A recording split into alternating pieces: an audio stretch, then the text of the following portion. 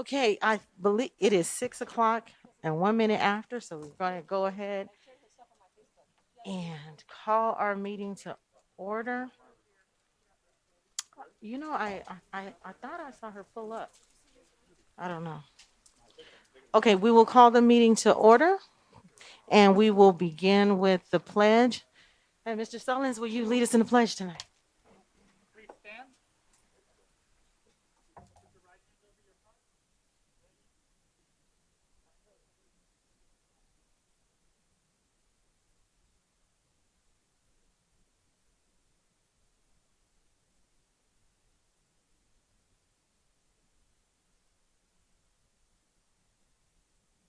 We will now have the approval of the agenda. So, second. Okay, it's been moved and second. And of course, we will do a verbal vote for that. Dr. Flores? Mr. Tillman? Aye. Dr. Wyatt? I gotta look around the room. Ms. Rosales Medina? Aye. And Dr. Downey Rogers? Aye.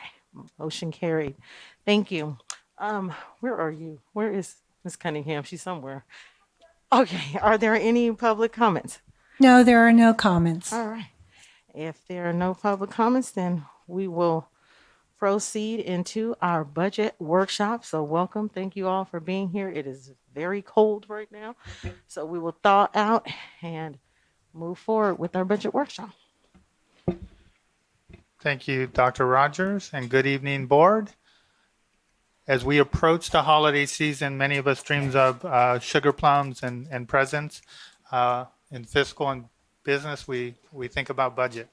As we approach the holidays, that's when a lot of the work begins, not only with the first interim budget presentation to the board, but also we start to prepare and gather information from the state as we prepare for our own local budget for the next fiscal year. So we are going to walk the board through a bit of information related to our current budget, as well as information related to projections as we move forward to the governor's January budget proposal, which will be coming up shortly.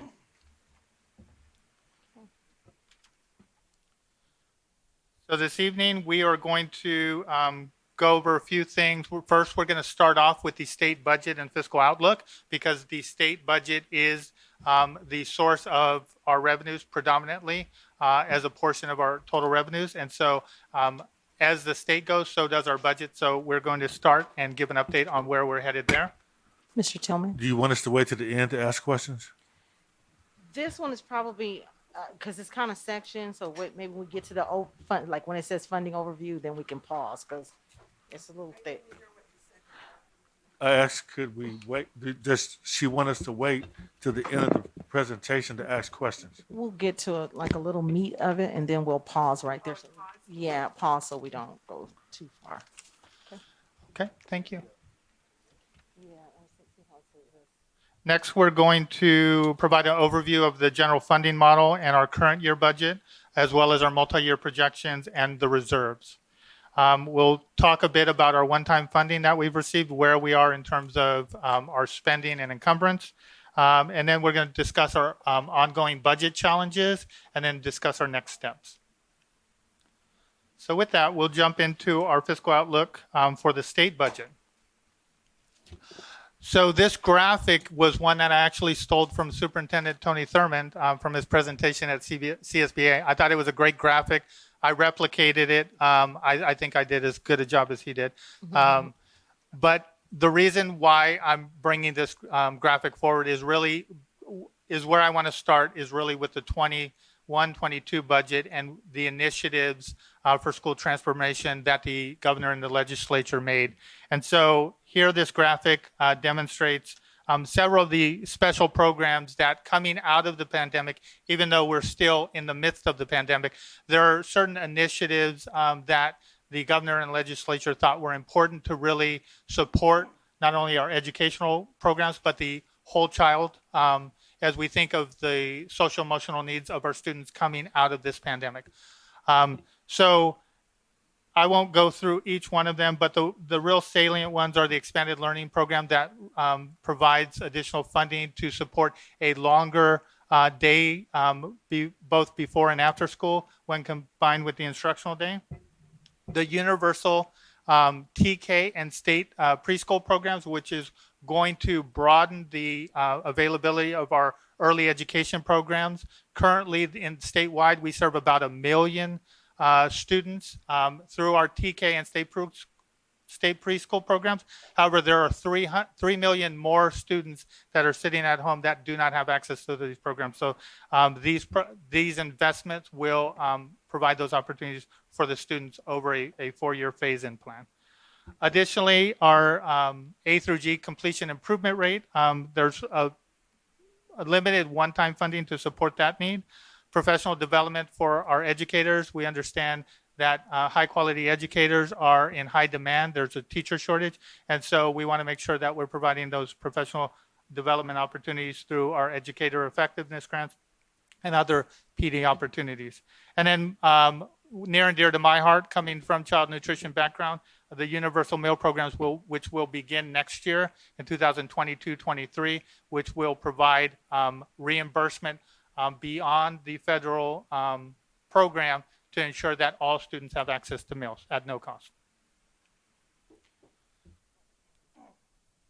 So diving in, we're going to take a look at the most recent projections from the Legislative Analyst Office. So the Legislative Analyst is a nonpartisan entity that provides financial projections as it relates to the state budget, including fiscal outlook for the state legislature to form or make decisions about as they're negotiating with the governor through the budget proposal process. So as we look, the state revenues have surged, and this has resulted in a surplus to the state of $31 billion currently. That could go higher, but as of the Legislative Analyst Report of November 17th, $31 billion was the surplus projected. Of that, we are funded through the Proposition 98 guarantee, and this is the primary basis for education funding. With the $31 billion, it's projected that our Prop 98 guarantee will increase by $11.6 billion. Of that funding, 5.35% COLA is projected, which for our district represents about an additional $16 million beyond what we have in our current budgeted projections. Additional ongoing funding of $9.5 billion is available. However, we do not know how those funds will be distributed. The important piece to remember about this is, going back to the previous graphic, is there are a lot of investments that the governor and legislature made. Some of those investments were underfunded. So there is an expectation that a portion of this $9.5 billion in ongoing funds will be used to help fund those programs so that there is a sustainable programs going forward. The remaining amount, we are not sure how those will be distributed. There is advocacy amongst the state and stakeholder groups to put the additional funding towards the base grant for school districts. Because as you know, with the San Bernardino City budget, as well as a lot of districts, we do not struggle from a budget standpoint on our supplemental concentration side. We struggle on our base side of the budget. And so that's where we talk about the structural deficit. And so more dollars to the base will really have an impact and help alleviate our structural deficit over the long term. In addition, the governor proposes an additional $10.2 billion in one-time uses. Again, this is at the discretion of the governor, and following the governor's proposal, there'll be negotiations with the legislature. So there will be more information as we move closer to the May revise, and negotiations continue with the governor and the legislature on what those dollars will come to us as. And then finally, this is a very important point. Proposition 98 reserves, which are mandated under Senate Bill 2, requires that as the state makes certain investments into that reserves, which for us over the next 2 years will be $4.2 billion, a cap on district reserves is implemented, and that is a 10% cap. So we are in the phase where that cap will be implemented beginning in 2022-23. So this is going to be an important conversation that we have with the board as we project out next year's budget, because there are some things that, options that we have available to us. And so we'll bring that back to the board for further discussions on how the board would like us to handle that. So this chart shows the projected growth from the Legislative Analyst Office for our Proposition 98 minimum funding guarantee.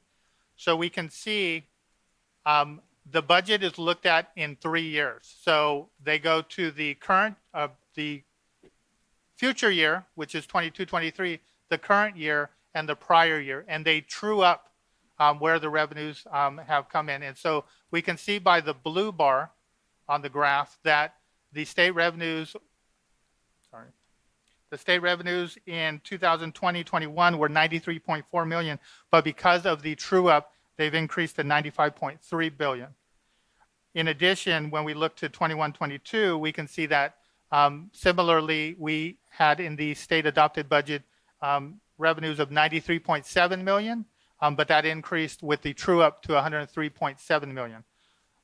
Most importantly, as you compare that 21-22 blue bar, sorry, I'm trying to get it there, the blue bar there, as we move over to the 22-23 projection, that is where that $11.6 billion increase in our Prop 98 guarantee is recognized.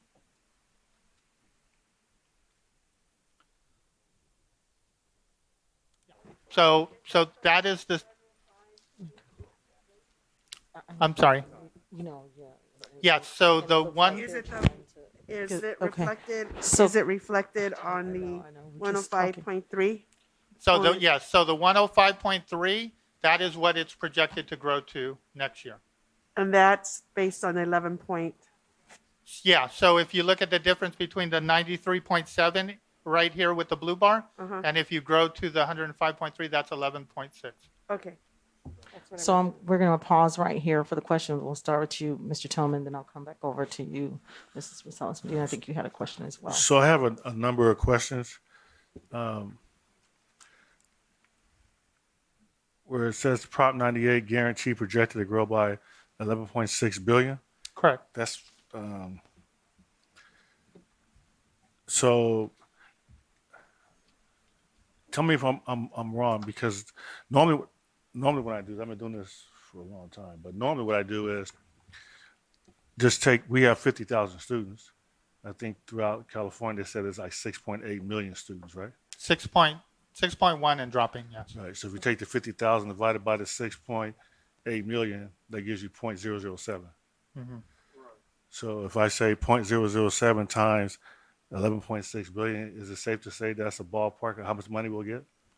I would say that's creative way, but not necessarily. And I'll provide some context. Because if we look at that original graphic, there's a lot of categorical investments that the legislature and the governor are making now. So in terms of the dollars and how they're distributed to us, they could come to us in terms of categorical programming. They could come to us in form of the LCFF. At this point, with the raw numbers, we don't know that. That's not my. That's Yeah. what wasn't Okay. my. That I'm wasn't my sorry. question Sorry. though. If I look at it in terms of we're going to get that certain amount of money, we just don't know how it's going to come to us. But is it comfortable to say that we'll get the 0.007 times 11.6 billion? I'm not comfortable saying that. Well, I can Yeah. tell you, I like to Yeah. predict stuff. That's what normally happens. Okay.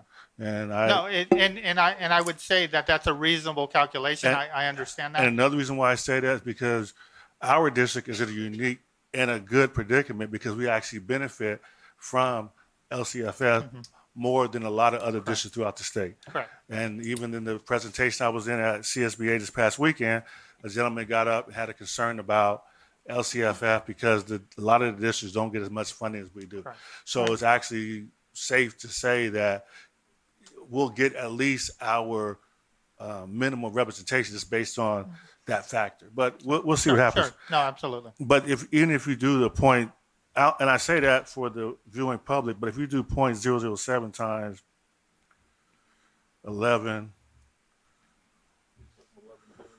billion, 11 was actually 11 billion 600 million, right? Yes, correct. don't have a calculator with me, but. Yeah. It's about 31 million.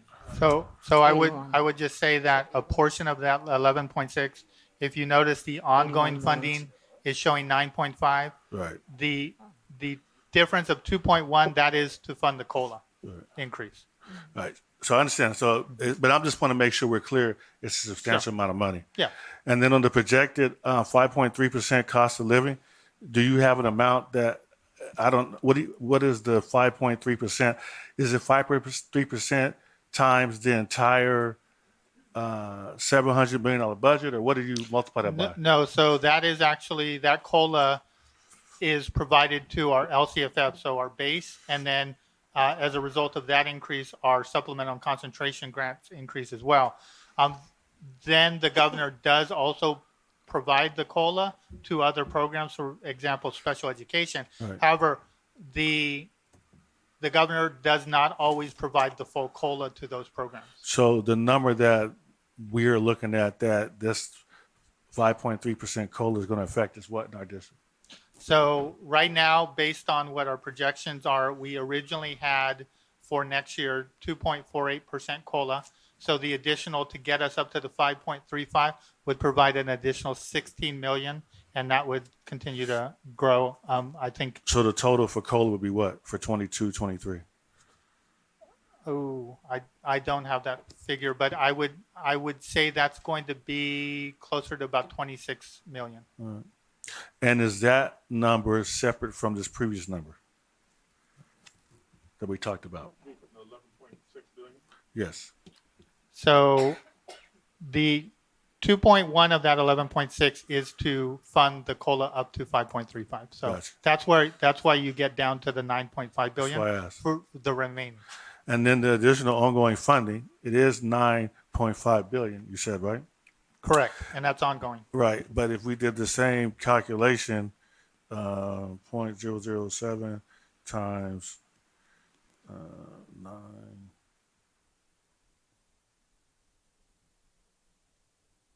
A lot of zeros.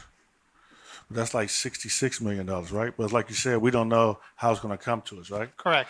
And is that money separate from the previous items we talked about? That is separate. Yeah. That is additional. And it is ongoing. Correct. We don't know how it's going to come to us.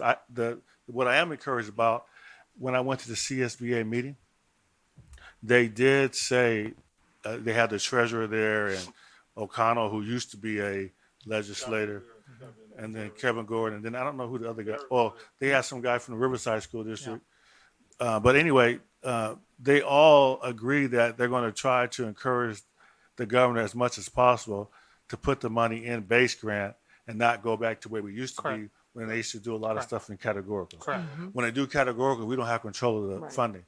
And Correct. and I hope we're expressing to our lobbyists, this is when they come into play now, Correct. that the major concern for me, and I'll have my hand up, they wouldn't call on me, but the major concern for me is it would be a tragedy if you got $100 million of extra money in a school year, but because they're forcing you to spend the money on new programs, then you'd have to increase class sizes, lay off some people, or move people into different programs and cause chaos in your district because they've dictated how you have to spend your new money. Correct.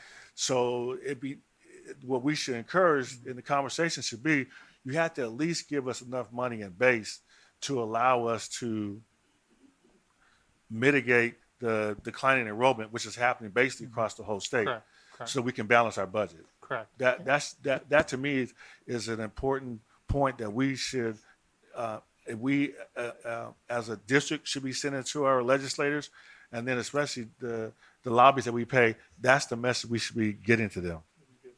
So he can give you, based on that conversation, and this related to this, he can give you a high-level update of what that looked like when we were talking with our legislative lobbyists, because we meet with them on Monday about the rolling. Yeah.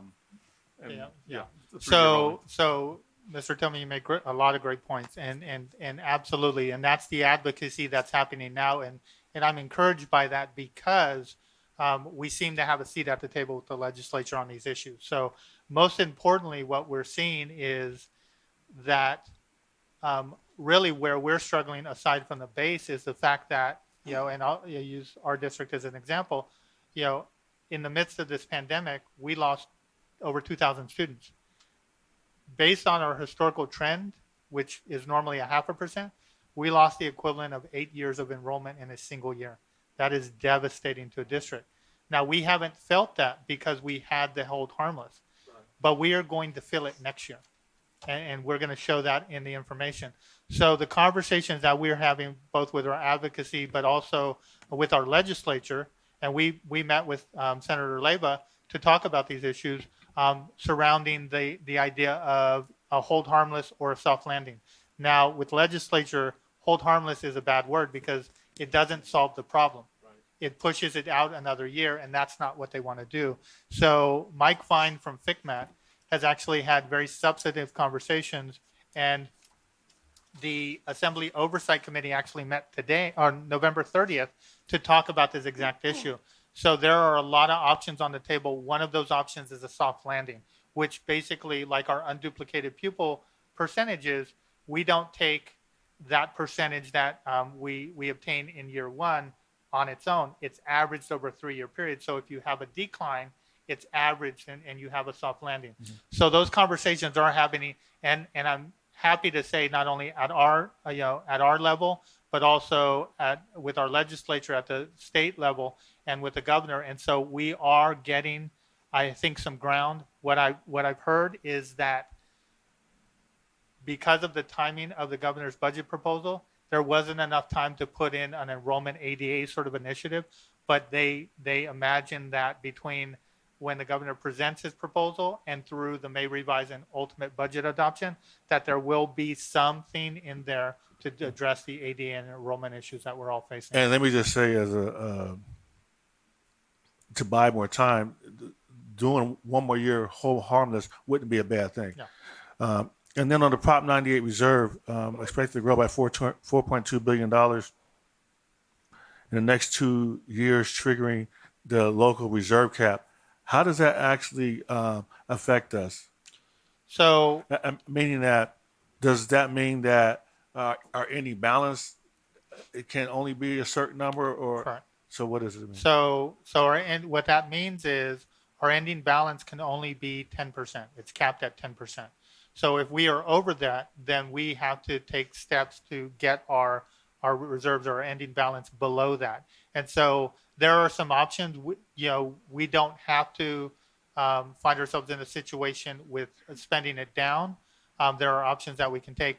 But the challenge is in this environment is when you look at our general fund, where is a lot of the money that we're getting? Because it's an ESSER The 1, 2, and one-times, 3. yes, sir. Right. So that's going to be significant. So it's unlikely and unreasonable that we are going to be able to right size and get below that cap. So that'll be part of the conversations that we have to have with the board in terms of what the opportunities, because there are opportunities to address it. And I do want to say that I hope we don't lose sight of the fact that we still have one-time money that has to be spent, and some of it is use it or lose it. Mm-hmm. So I hope, because we see this additional money coming in, that we continue on the line of finding ways to spend on one-time money so that we don't lose the ability to spend that money. So, and it's complicated because on the one hand, you're worried about incurring too many costs that are ongoing, but until we get this next fiscal year.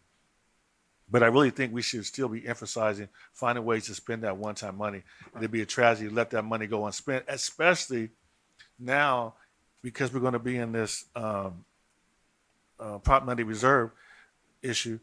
That money could actually hurt you if we haven't spent it already. So I hope you guys are looking at that timing. And so that's a great point. You stole my thunder a little bit. We were going to talk about it a little bit later. So can I just let me let Sure. some of the other board members Well, I jump got in one so more. you don't have to go ahead. I got one more. Okay, because Mr. Tillman, I need to kind of Yeah, rotate I got it one more. around. Well, it helped. No, I will come back to you just to get them to okay. jump in if you have a And ton then- of questions. And then finally, I want to say when we do these presentations, showing that it's a projected 5.3% doesn't mean anything to me. And even if you make a caveat that says it's 5.3% and the rough projection is, 20 million or 30 million, that's better than seeing 5.3% because it doesn't mean anything in context. It's the same thing with even the way they described it at the presentation was better. They said the state has a $30 billion surplus. 40% of that goes to schools. And when you look at the 40% going to schools, then you could extrapolate what that number is to our district. You should have listed on the presentation what the number is. We shouldn't be afraid to do it because you have folks out there who are doing the numbers themselves. So the only people that end up not knowing the numbers are the board members because you guys haven't informed us So are you saying, so what are you recommending? that you guys show numbers on here. So, So- Instead of percentage points. so, Yes. so we certainly can look at that. The challenges and I don't know any school district that puts the actual impacts to their budget for public consumption Right. until we get more clarity because again there are some nuances that have to sort out. But the reality is, Mr. Sullivan, you can extrapolate what the number is. If you want to take your philosophy, you wouldn't list any numbers. You would say, I'm not going to tell you how much the surplus is because if I do that, you're going to know. Because as soon as you put down $31 billion and you say 40% that's going to schools, and then you know that our district is 50,000 students, which makes us 0.007 of the total population, then you know the ballpark number is that number. Now, I agree. You can say, we're not sure it's going to be the exact amount. We're not sure if a lot of money will be restricted or not restricted. We can have that conversation. Sure. But it's not a bad thing for me to walk out of here saying, man, I got over $100 million of new money coming. It could be a nightmare for me if the governor and the legislature decides to create new programs like 3-year-olds getting educated and doing stuff that we don't have control over and encourage new costs for us. But I still think it helps us to see the number on the paper. Thank you. Mr. Stallis Medina? Yes, I just wanted to clarify on slide 4 where you mentioned universal meals. I just wanted to note what the difference is because it seemed like you when you mentioned it, there's something else coming in. So I just wanted to better understand what you were referencing. Great question. So most districts participate in the National School Lunch Program, which is a federal program that provides reimbursement for meals that we serve to our students. When they're qualifying for free meals, we receive a higher reimbursement than our reduced price students and then our paid students. So what this proposes is that we provide meals to all students, regardless of what their eligibility status is for the federal program. So what the state is proposing is that they will make us whole because our reimbursement is so small for example, for paid students that we receive from the federal government. Where we make that up is when the student pays for the meal. They'd like to eliminate that process so that we can provide that meal to the paid student and we would receive whatever federal reimbursement that is due to us for providing that meal to a paid student. And then the state would come in and they would provide an additional to bring us up to whole for what we would normally receive for our free student qualified students. Typically, that's not been the case. Historically, the state will provide just for free and reduced students a very small reimbursement per meal reimbursement, which is equivalent to probably about a quarter. Okay. And I think that's where I wanted to clarify because I was under the assumption that we were providing free meals for all of our Correct. students, regardless Correct. of income. So then so I just want to maybe make So- sure, do we provide?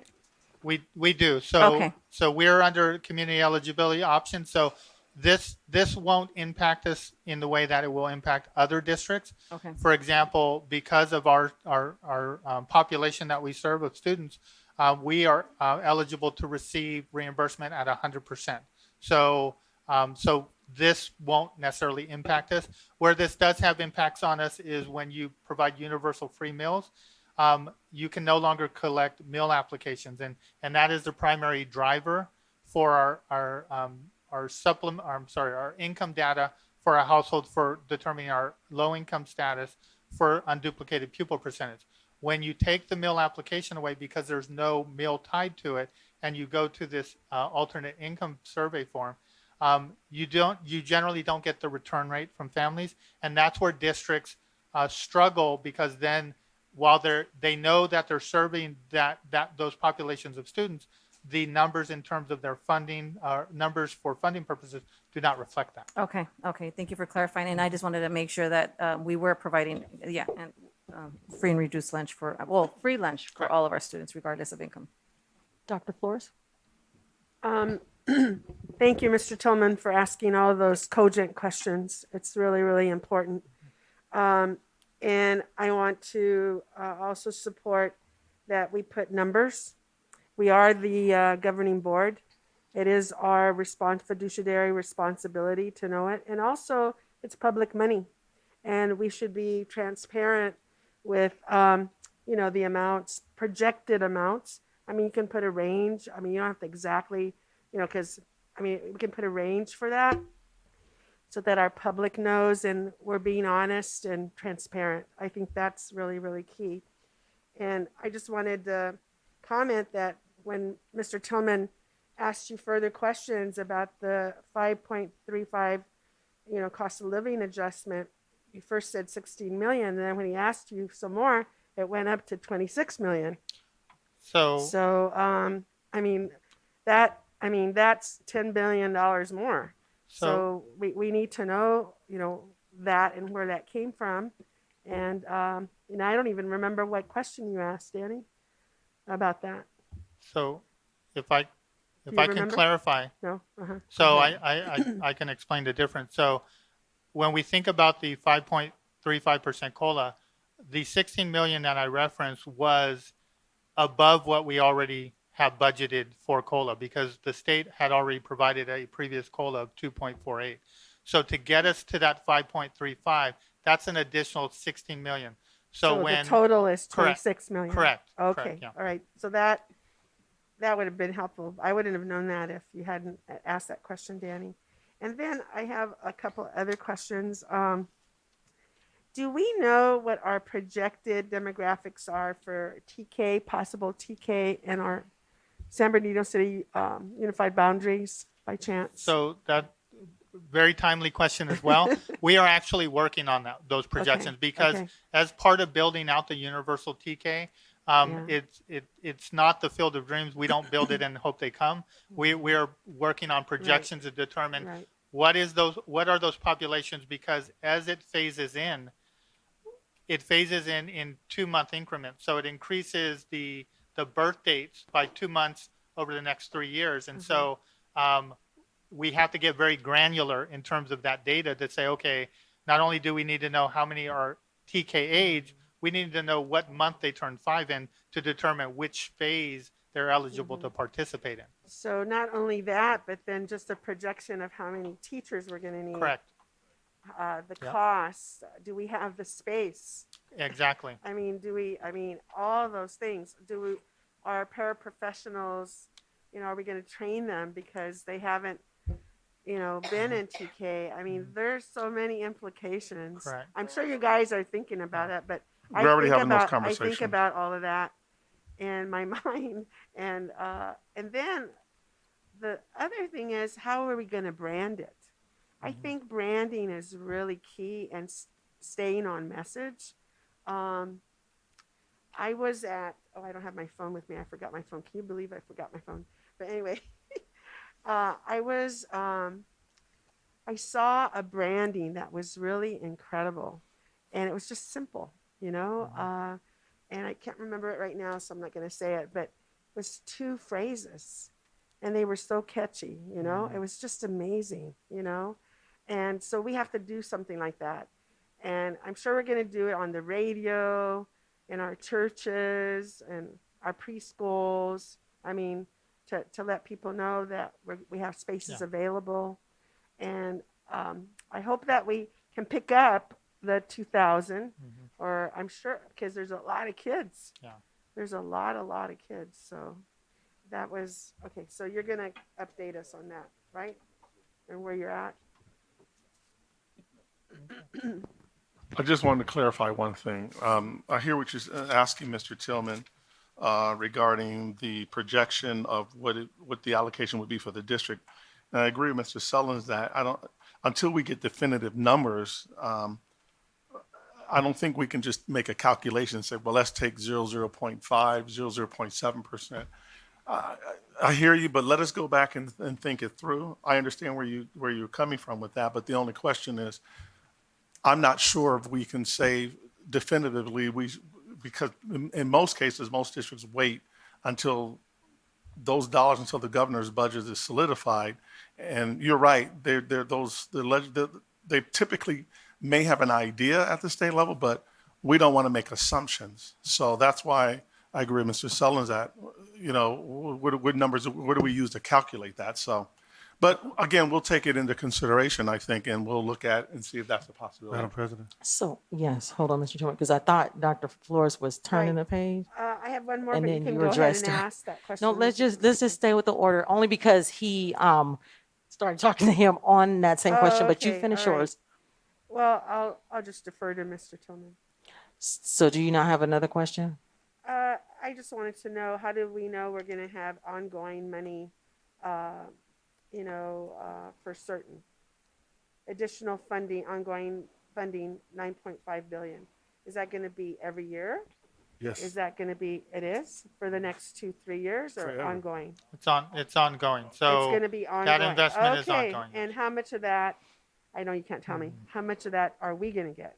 Well, that's That's point. the That's big question. correct. I don't want you to tell me because I Correct. know we don't know. Yeah. But I'm wondering how much of that are we going to get, so that we can plan out, It's big. all the things that we want to do, and Yeah. what do we want to prioritize, and so forth. Okay. And I would just add, once the governor's budget proposal is, and it's actually included in our next step, we will be, after that, we will provide a presentation to the board to talk about that governor's proposal and discuss the impacts to our budget. Okay. Okay, great. Thank you. Madam No, President, this is something that we have done in the past. I'll give you an example. You could be conservative about it. Instead of saying 0.007, you say 0.005. And let's use this as a learning experience. And when the numbers come out, you can tell me if I was wrong. But even on the 9.5 billion, we should get, when I did it with the 0.005, around $47 million. And I say this for this reason. It doesn't make sense for me to be in this meeting right now, and when you tell me the number is $9.5 billion for the state, that I don't know whether it's going to be an extra $975,000 or $47 million. That's a huge difference, Mr. Sullivan. And you're not telling me anything right now. Somebody has to be able to commit to a ballpark number in order for the presentation to make sense. Because if you're not going to do that, I don't need to come to the presentation. If I'm not going to learn that either I'm losing money or getting money. And to be fair, when I thought we didn't have money, I sat there in that dais and begged everyone, including the superintendent, to don't spend ongoing money because we didn't have it. Because I was certain about it. But if I could be certain about the money I don't have, I could be certain about the new money coming. And it's only fair. And there is a way, and we've done it in the past, Madam President, where we actually had, this is the state, because all you're saying is, this is the state number, and this state number means approximately this much to our district locally.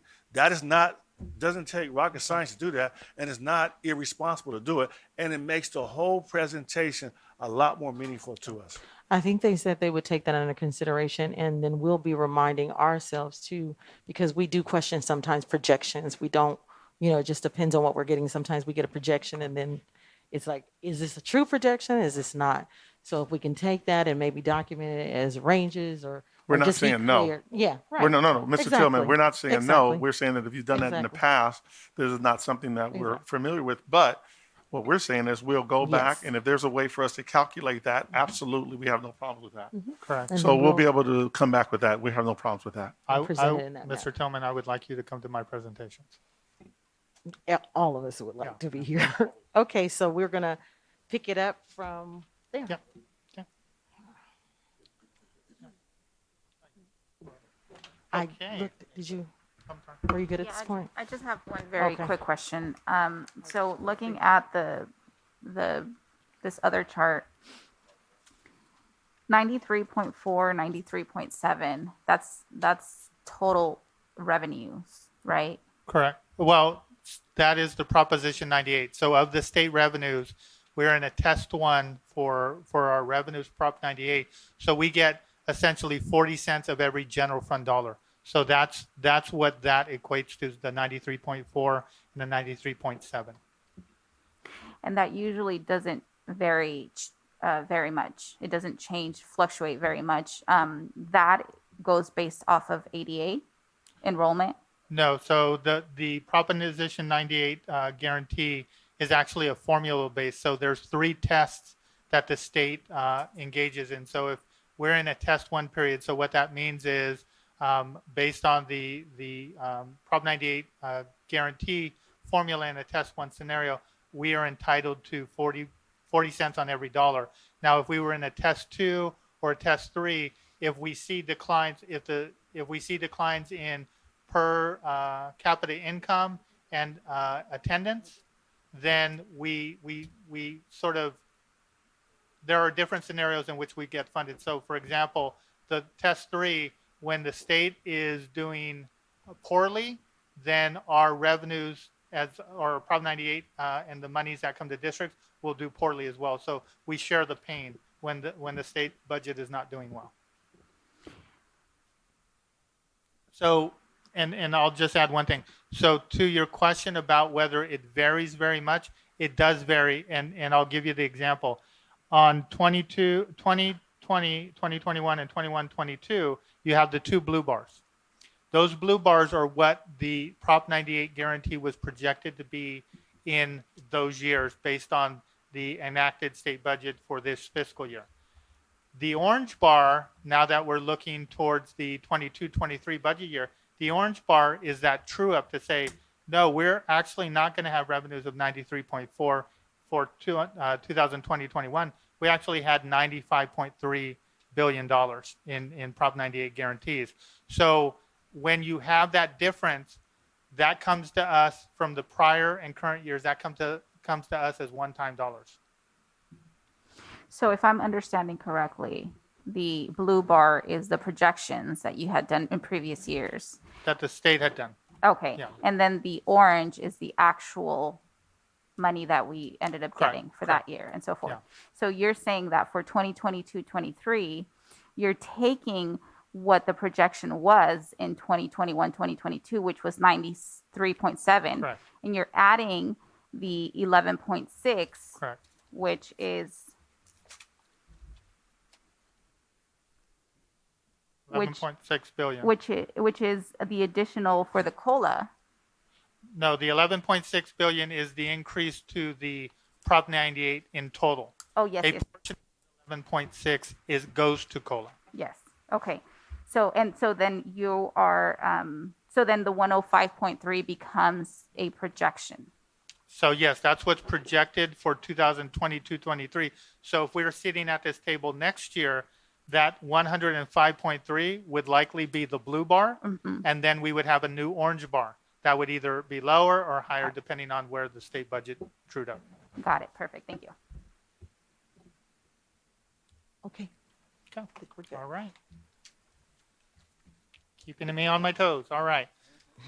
So the next slide is just an overview. When we look at our general fund, what are the type of funding sources? So we have our unrestricted, which is primarily made up of our base LCFF revenue, which is $432.7 million.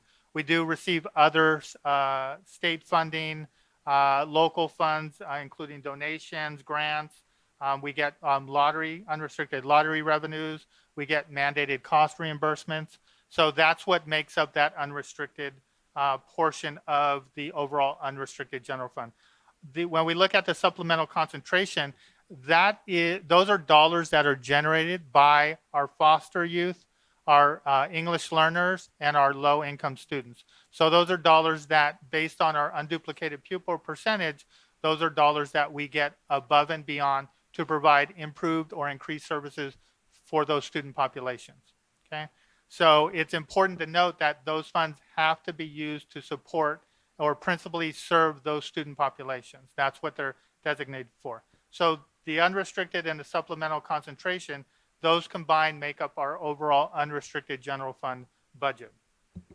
On the right side, we have our restricted budget, and that is, again, those dollars that are assigned for specific programs and services, our special education, when we think about our IDEA funds for special education, when we think about our one-time funds for ESSER and our AB 86 funds, those are restricted because there are prescribed uses for those funds. We just cannot spend those dollars on anything. So they have to be reported and tracked on the restricted side of the budget.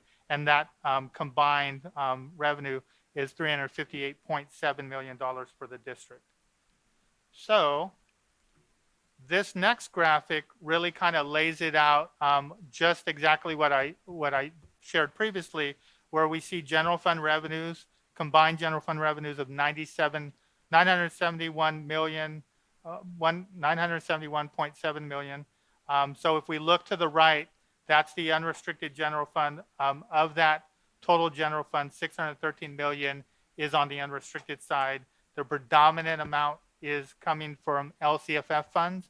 As I mentioned earlier, we are dependent on the state budget for our revenues in large part, and we can see that illustrated here.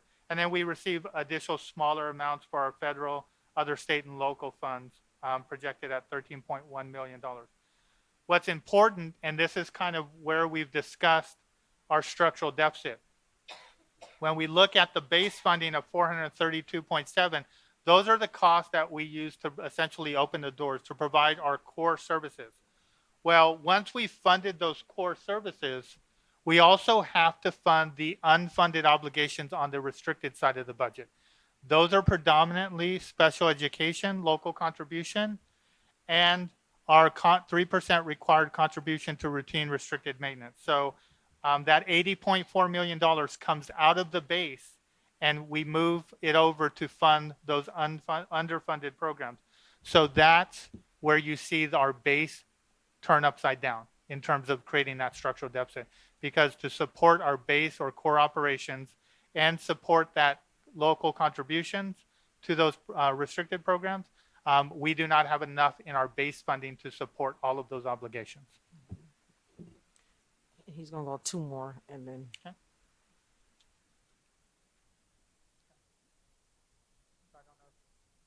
I'm on the next section, you're so I to- didn't know if we wanted to stop for Okay. questions.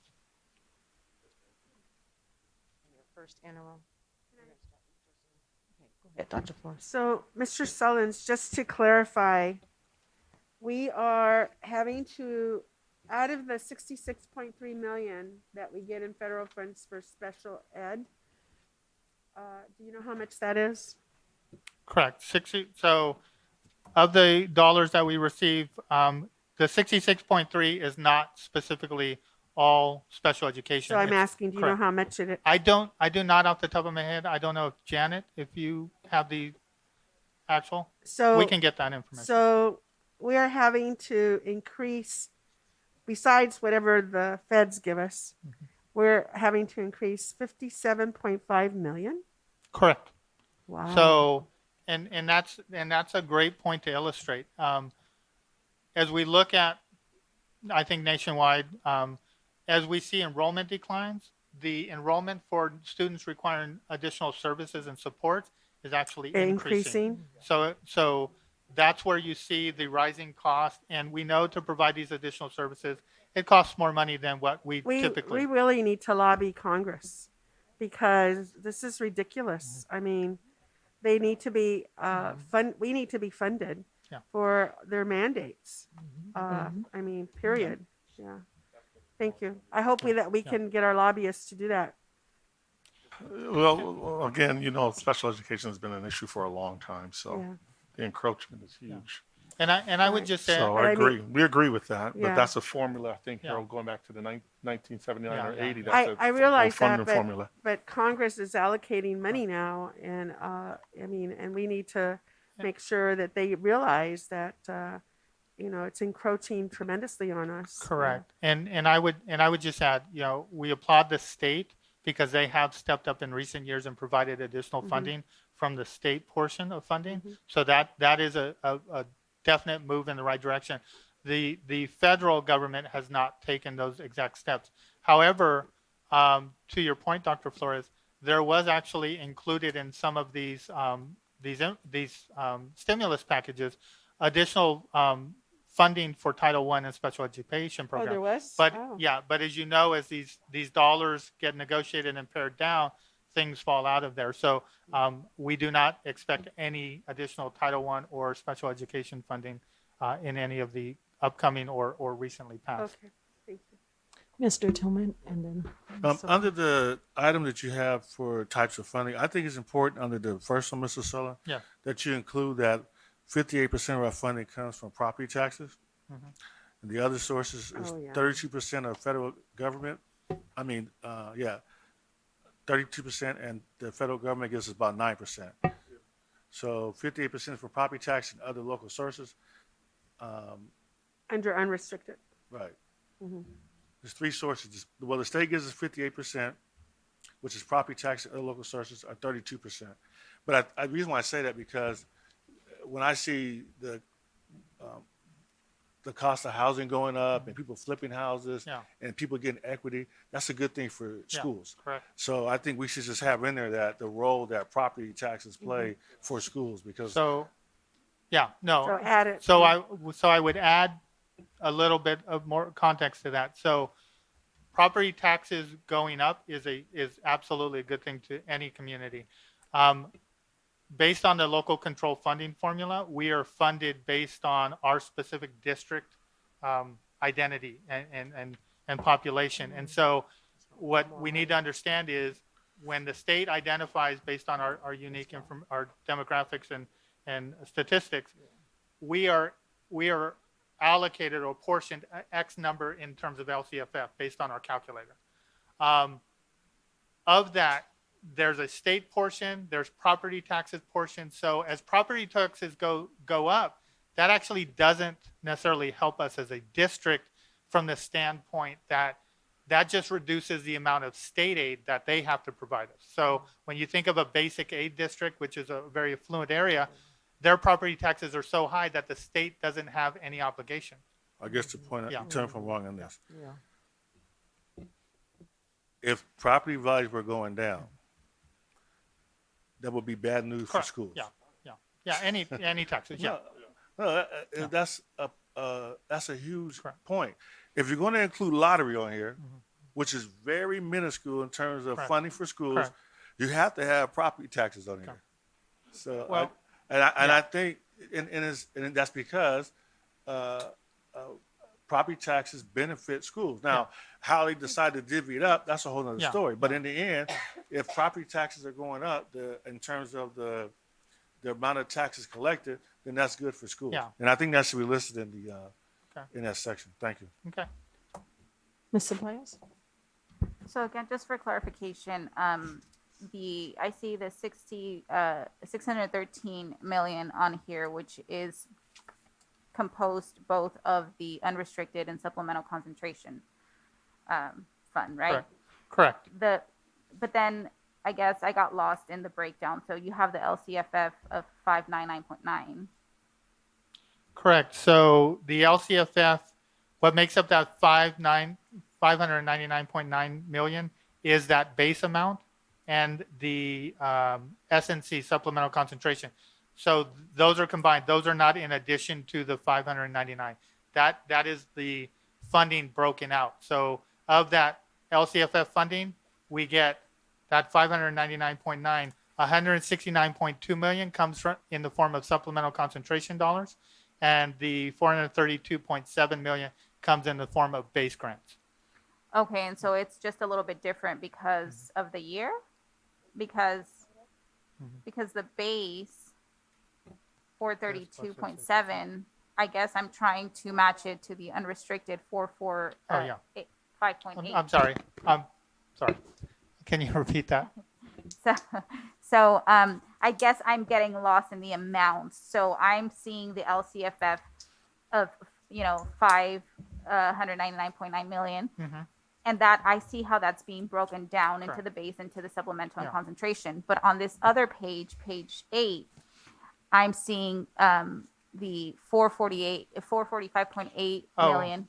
I see that. And those two added, unrestricted and supplemental and concentration, equals 613 million. But then over here, you do have the 613 million as well, but then it breaks it down where it's not making sense to me. I got it. Yeah. No. So if we look at the types of funding chart where you referenced the 445.8 million, that is the 13.1 million, which is the federal, other state, and local, and that is the base. That's what makes up that unrestricted side. It's just the way it's graphed. It doesn't. Yeah, it should have been moved over so it can make more sense. The 432 plus 13, you're saying? 432 plus 13 equals the 445.8 million. The colors are kind of color coded. It didn't.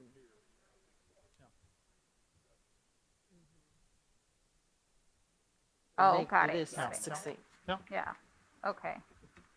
Yeah, it's the graph. It's there, but it's kind of strange. Okay, and then my other question.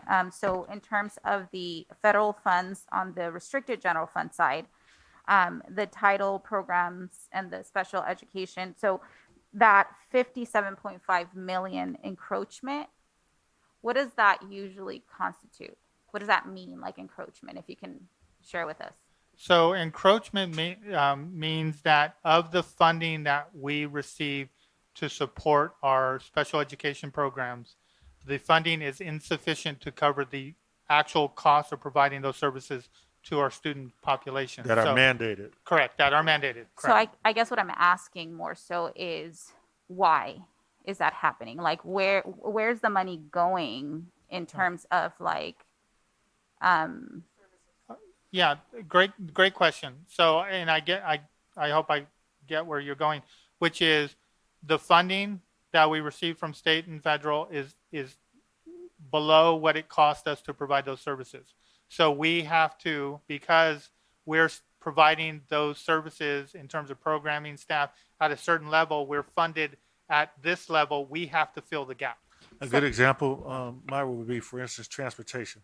Correct. So if they give us a certain amount of money, but it doesn't pay the total cost for transportation that they mandate that we give, then we have to pay it ourselves.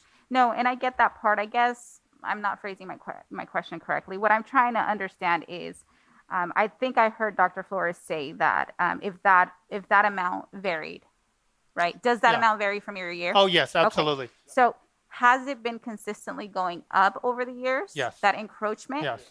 And so I guess that's the question that I'm asking. Why is that the case? And by how much has it been Oh, going yeah. up, right?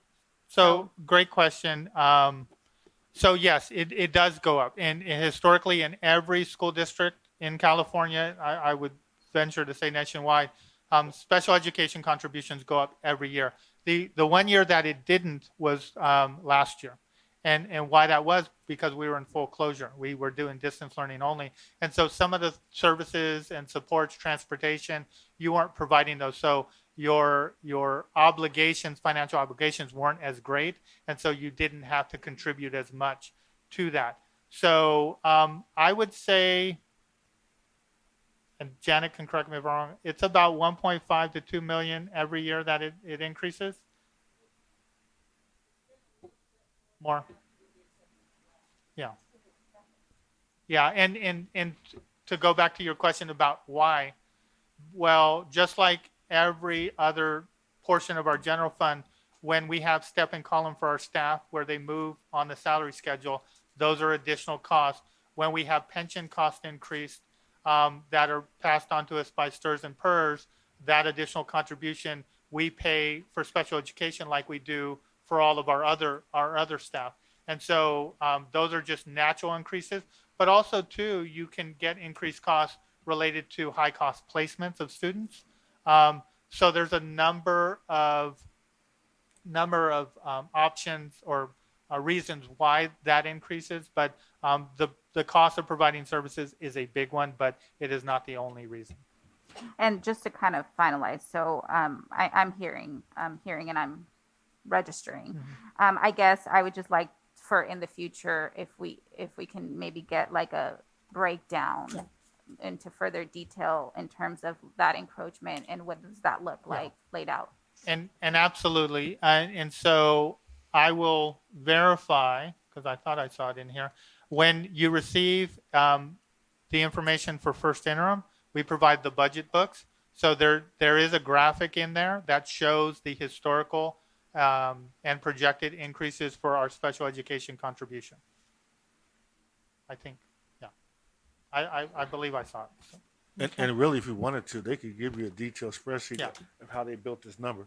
Yeah. So you can see exactly what they're spending the money on, whether it's transportation, whether it's extra employees, whether it's outside services. You'll see what that actual cost is, the money is spent on.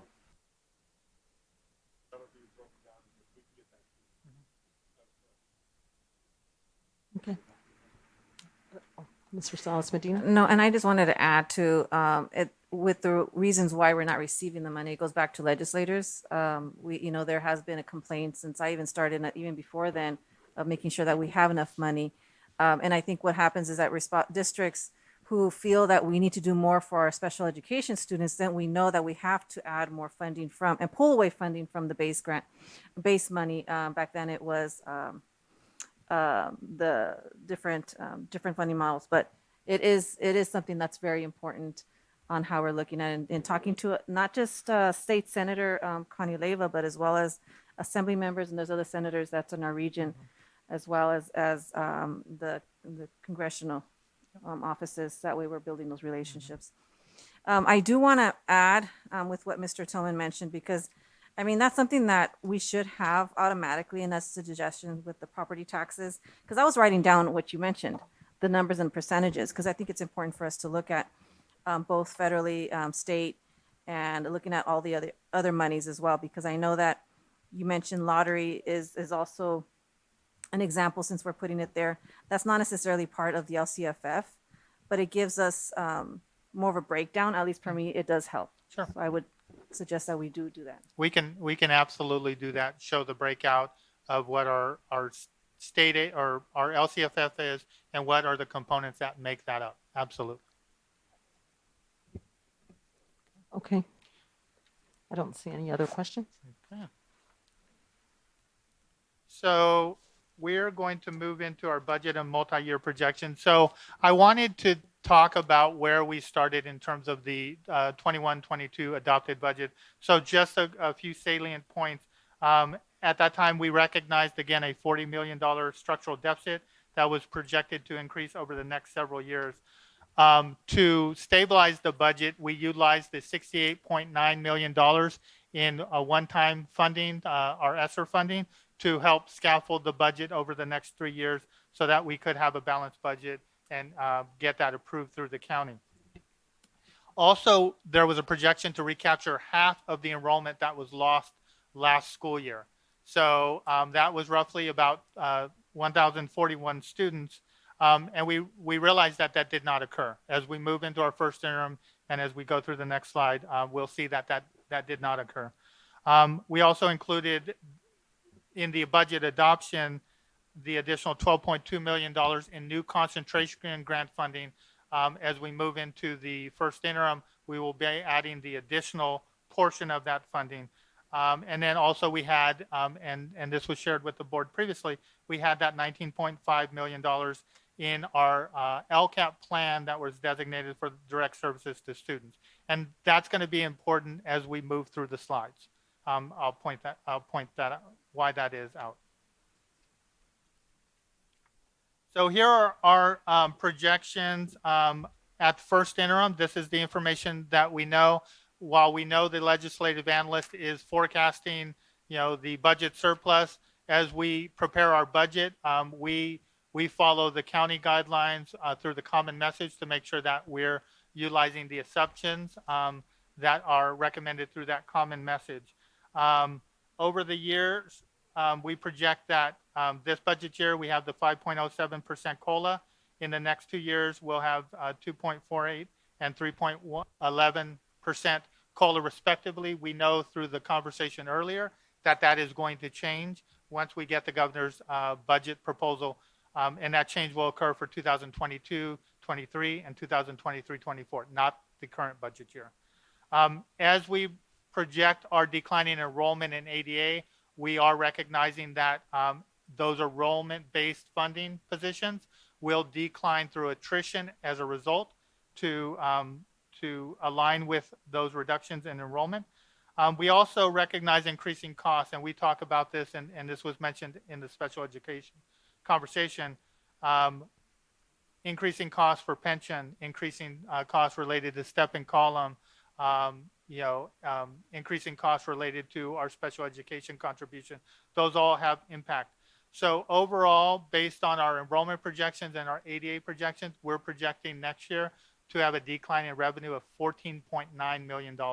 And that is that cliff effect that has been talked about, where the hold harmless is taken away, and we are left to deal with the loss of enrollment and subsequent ADA next year.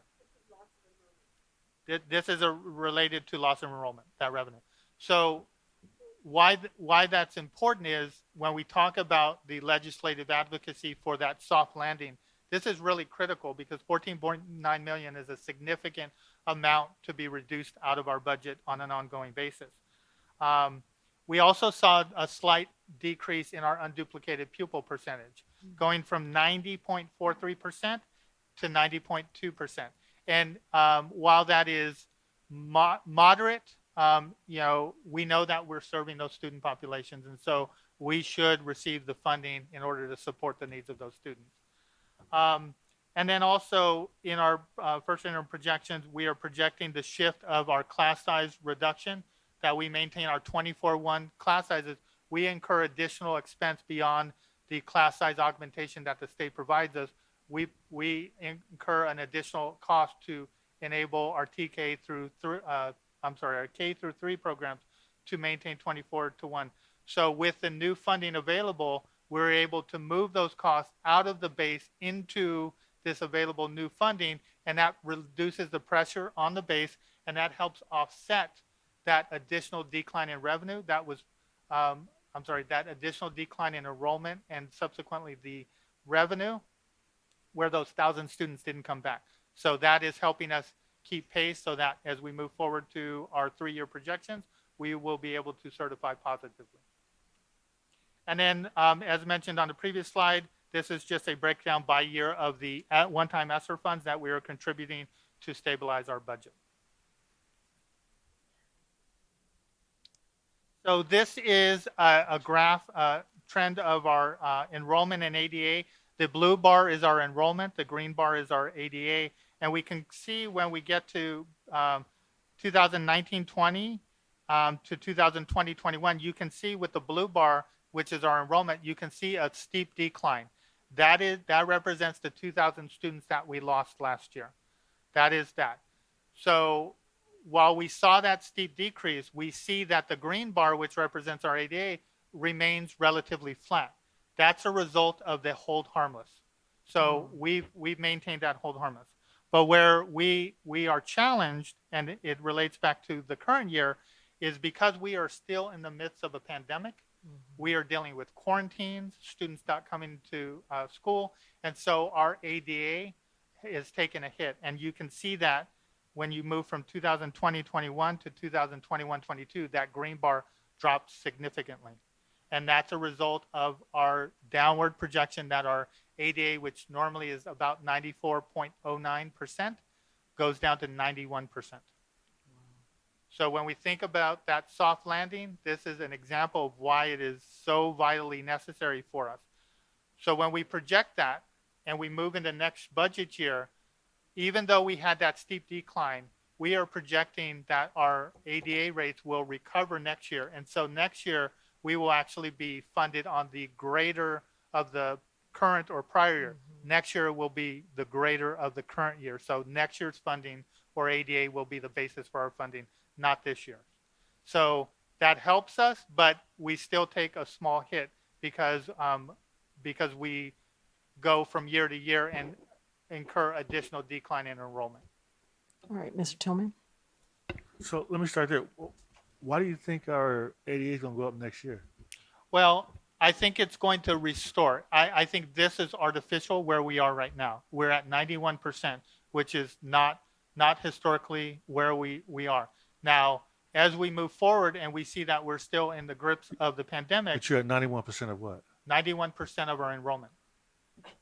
We are typically So- 94%. ADA. ADA. But you're at 91% of expected enrollment, right? Correct. 91.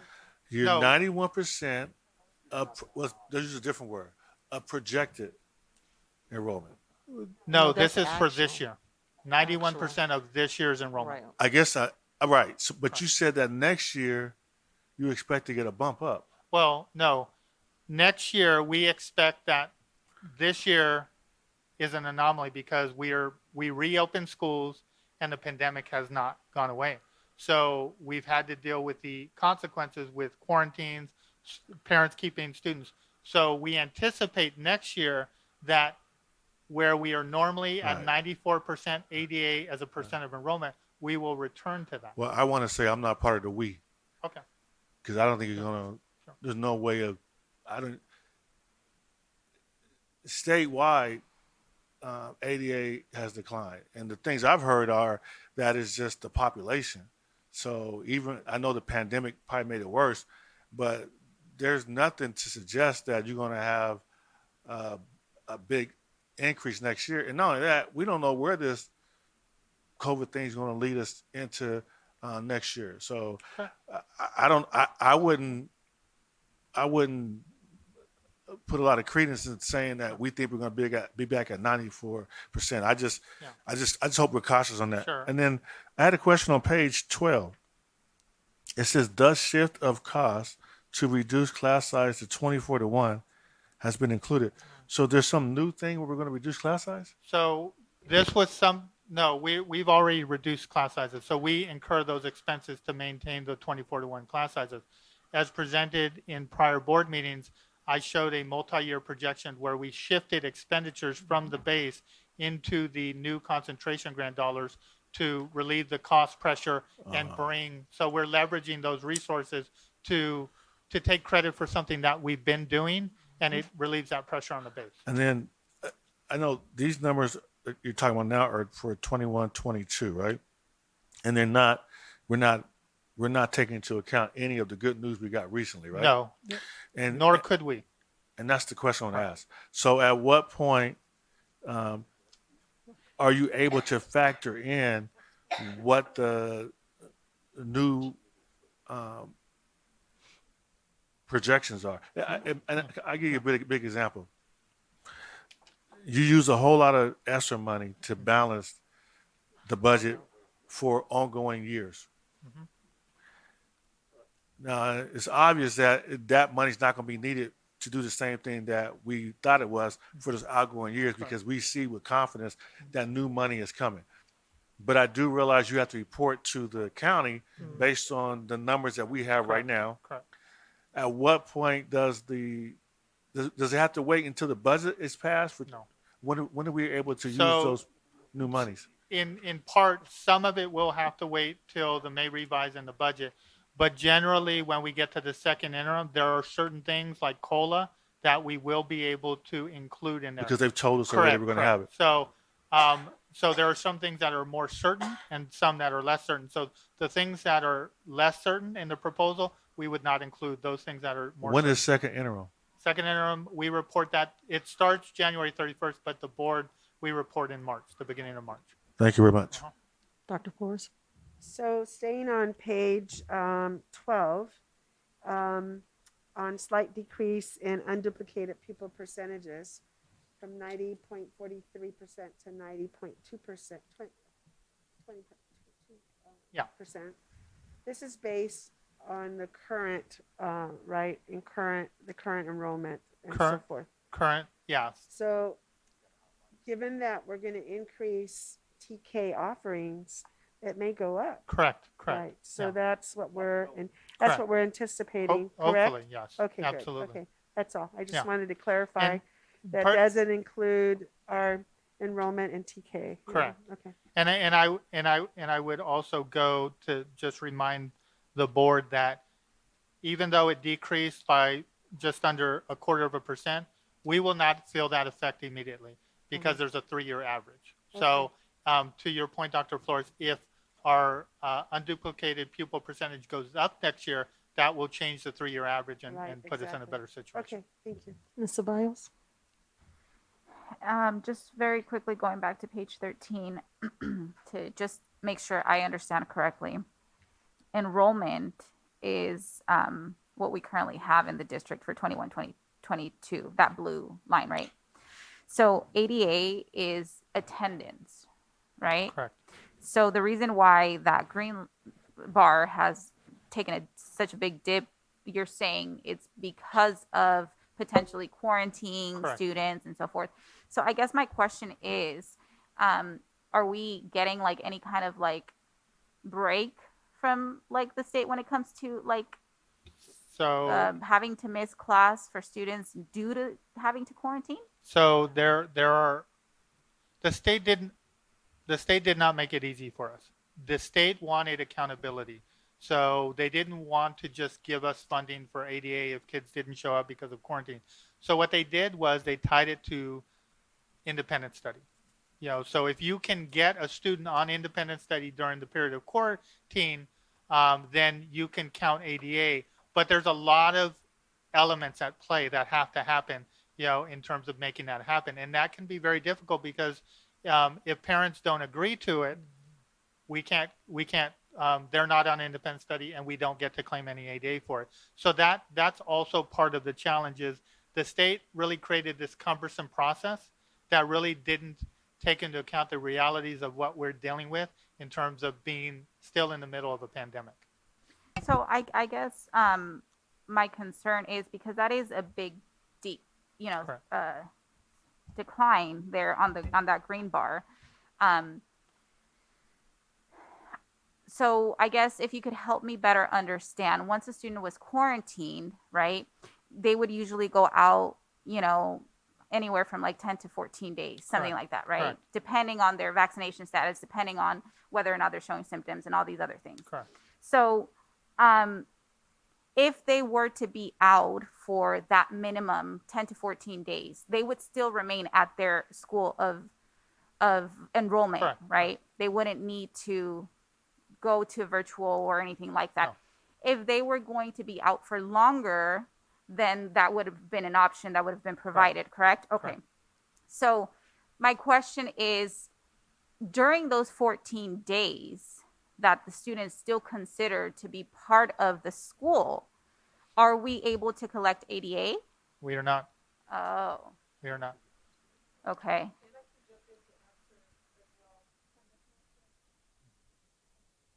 Can't hear you a little bit more.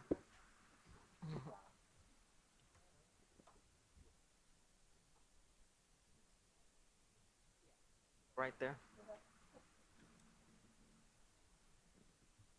So students are offered the short-term independent study once they go out on a quarantine. Now, if students' parents refuse to sign the master agreement, we don't get any credit on that. If we provide the work for the students and the students have not turned in any work, we can't get credit for that either.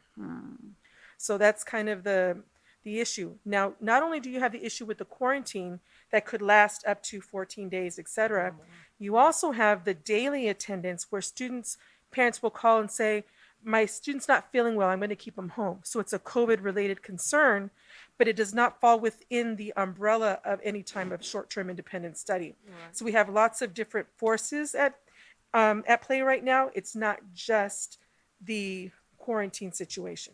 Okay, so then that makes sense going back to what Mr. Solons was saying, that he anticipated ADA to go back up next year.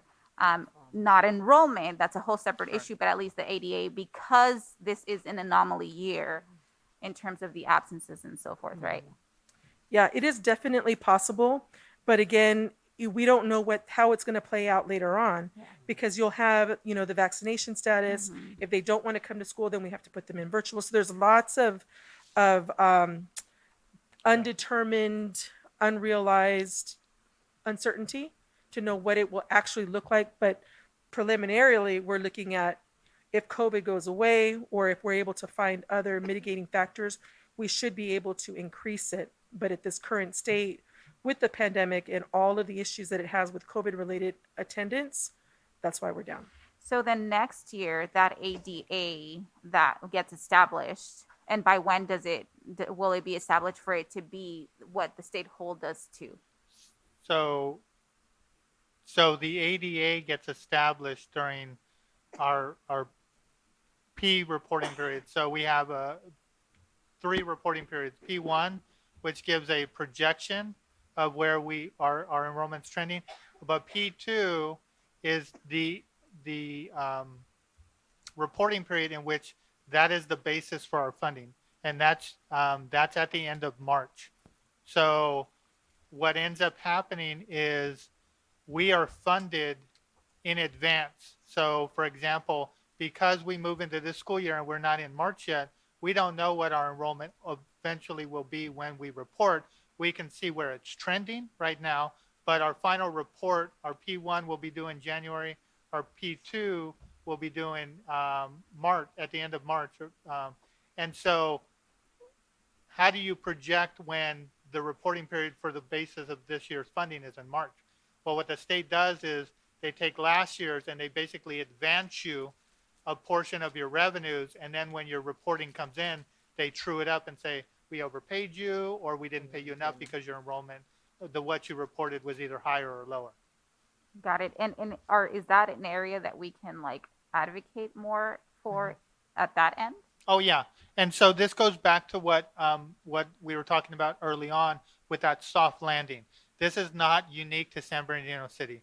This is happening statewide, and there's a lot of advocacy. As I mentioned, there was the oversight committee hearing on November 30th. So we feel very strongly that we're going to get traction, but for the purposes of budgets, we can't project or budget on hope that they're going to do the right thing.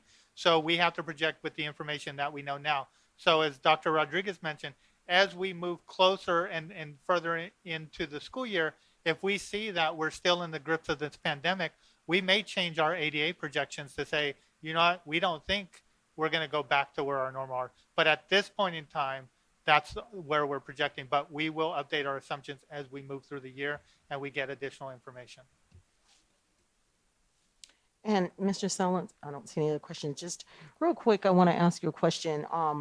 On our back to our structural deficit. So I'm on page, I think that's 11. Yeah, page 11. What if you can tell me what services or what are some of the services that we either stopped or are doing less of to create this offset that we have now to add to our structural deficit? Looking at that one-time fund that we have, or what was that funding even for? I'm going to ask you if you could repeat the question. So, I guess I wasn't. so we utilized our one-time funding that we Correct. received to stabilize our Yep. budget. What form or what particular services did we cut back or didn't do in order to begin to stabilize our deficit? That funding that we used, what did we not move forward doing? That's, yeah. But we Correct. used the money. We Yeah, used the money. So what did we not So do? that's a good question. So, well, we're going to talk about it in a few slides.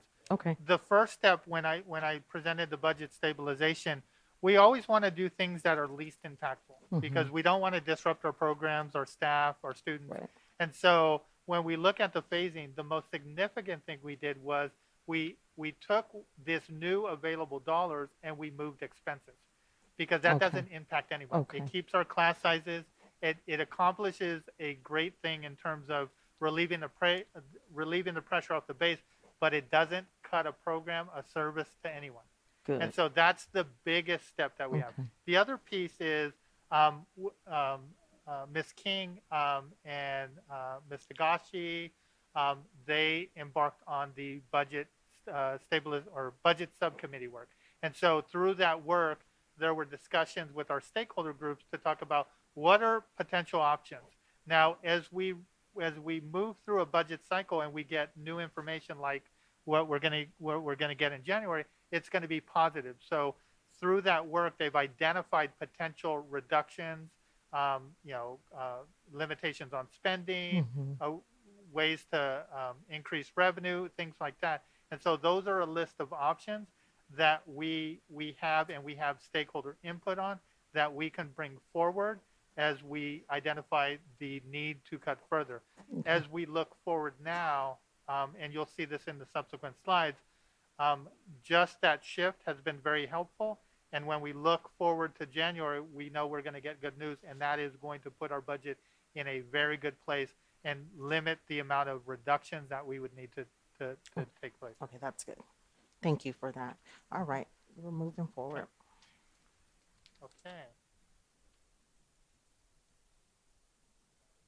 Okay, so 14? change. 14. Yeah, so changes since budget adoption. So this is just an overview. When we adopt a budget, there is still a lot of missing information when we adopt a budget. We don't, we basically build a budget off of the May revise.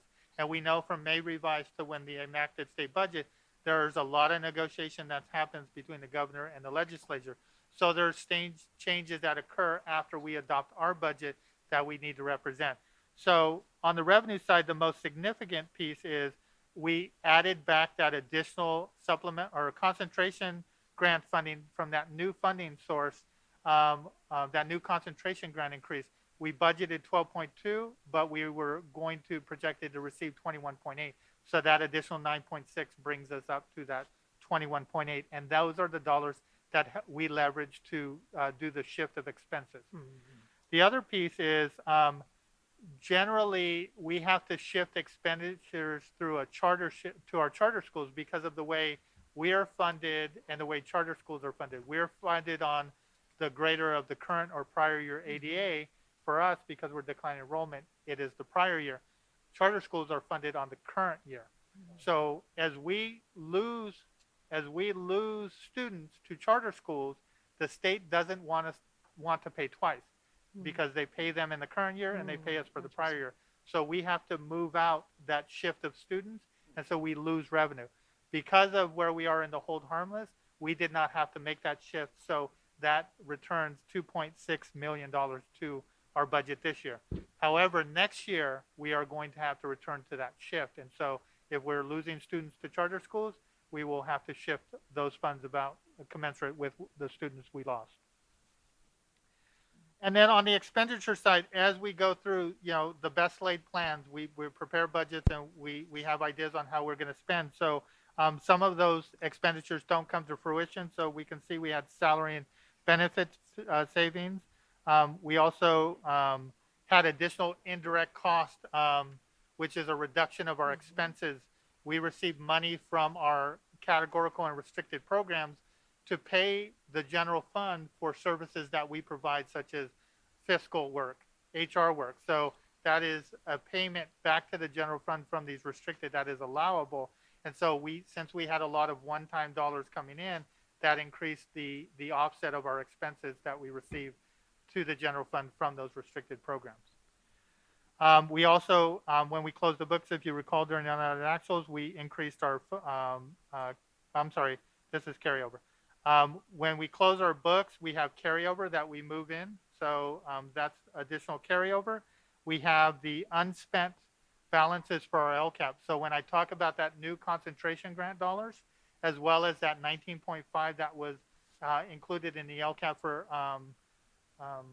for direct services to students, we have not taken or expended any of those dollars or very little of those dollars for any of those purposes. So as a result, those dollars fall to the ending fund balance because they were unspent. We're going to talk about those because there are requirements for those unspent LCAP dollars. And then you can see that overall our projected excess or increase to our fund balance is $24.9 million on our unrestricted general fund. So next, we wanted to talk a little bit about our one-time resources, our ESSER and AB 86 resources. We have gladly moved ESSER 1 off of the list because we are projected to fully expend this year. And so that is not included. We had very little carryover of ESSER 1 dollars. On ESSER 2 and 3, we can see what our total award was and what we have either actually spent or encumbered to expend as of November 30th. So we are making traction on that, as well as with our state AB 86 funds for 86 funds for our expanded learning programs and opportunities for students.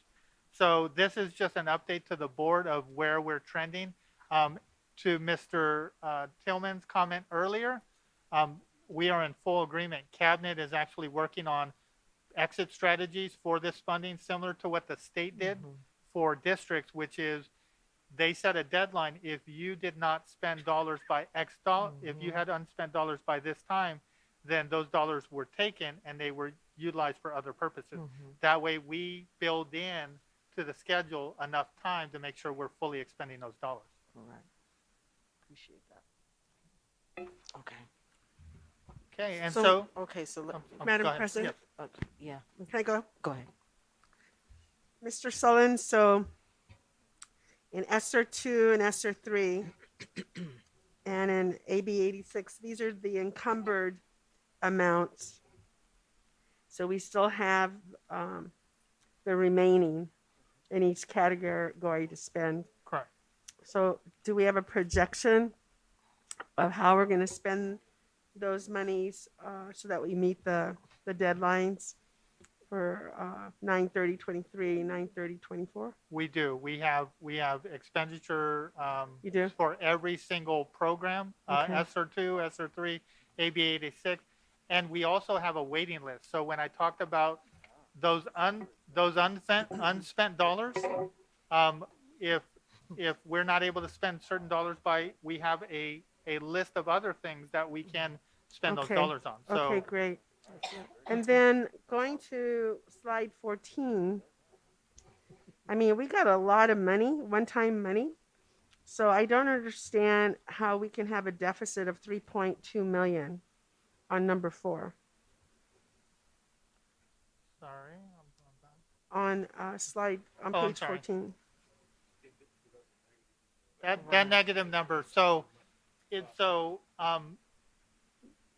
Why is that a negative? So that's a negative because those are offsets of expenditures that restricted programs paid to the general fund. Because we provide services to restricted programs, Title I, for hiring people, for the fiscal activities. So those are called indirect costs that we provide to those programs. So there is allowment in those programs to take a portion of those dollars, and they're preset percentage rates at which we can charge indirects, and those indirects are brought back into the unrestricted general fund as an offset or a reduction of expenditures on our expenditure side. So we had to make up this 3.2. So we reduced our expenditures by 3.2. Okay. Or we had an additional 3.2 million on top of what we already had. And what we Yeah, allocated. correct. And then I just wondered, is it even possible to know or keep track of how many students we've lost to charter schools? Yep. It is? Give you that. Yeah, I'm wondering how many have gone to charter schools You mean during the pandemic? during the pandemic. Yeah, we can give you. The last 18. We can give you that information in a Friday update. We have that information. Okay, great. Okay, We'll do it to date. okay. Thank you. Mr. Tillman? So, Mr. Sullins, the dialogue and the direction prior to 2 weeks ago was a lot of this money is going to be used to help balance the budget in out years. Correct. So, have you had a meeting since we got the good news about how the money's going to be spent? Not yet. So, Because that's a big deal now. no, I Because- agree.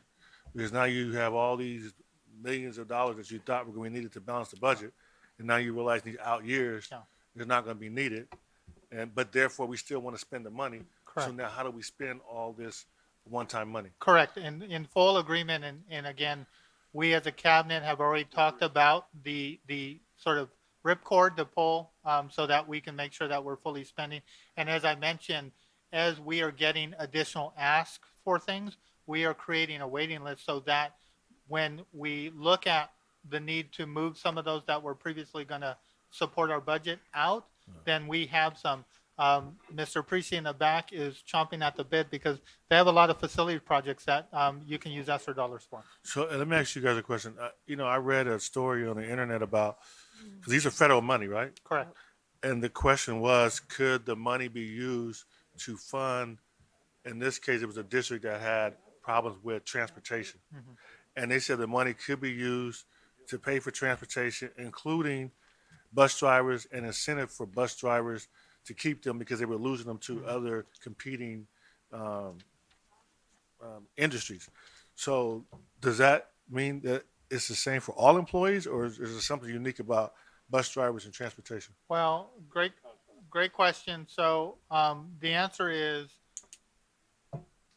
it depends because we have to be able to tie it to the condition of COVID. So in the example that you provided, the staffing shortage is a good example that this is sort of a consequence of where we are in the COVID pandemic. So if we can sort of make that nexus, then we could. And I say that one area that I do have a concern with, just from talking to people from a practical perspective, for instance, substitute teachers.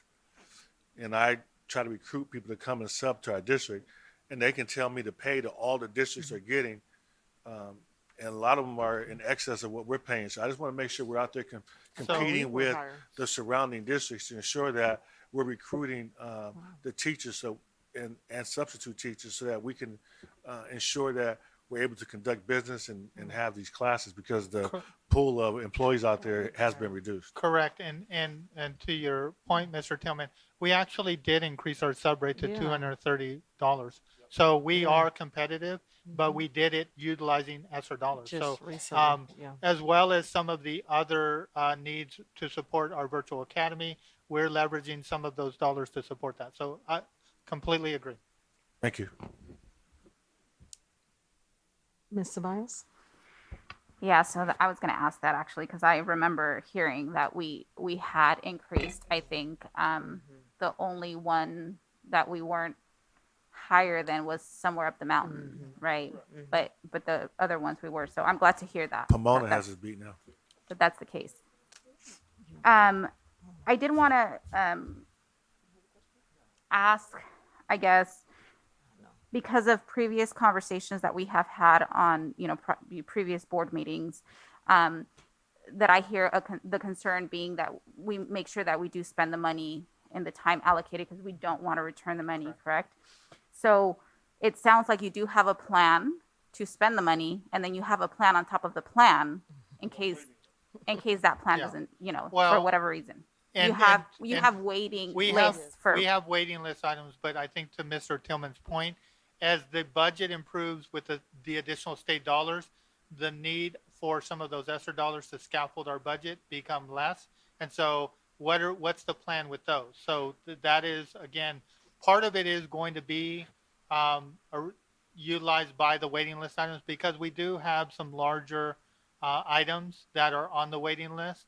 And so as we go through and we identify what's going to sort of fall away from those ESSER dollars, then we can move those expenditures in to make sure that we're fully expended.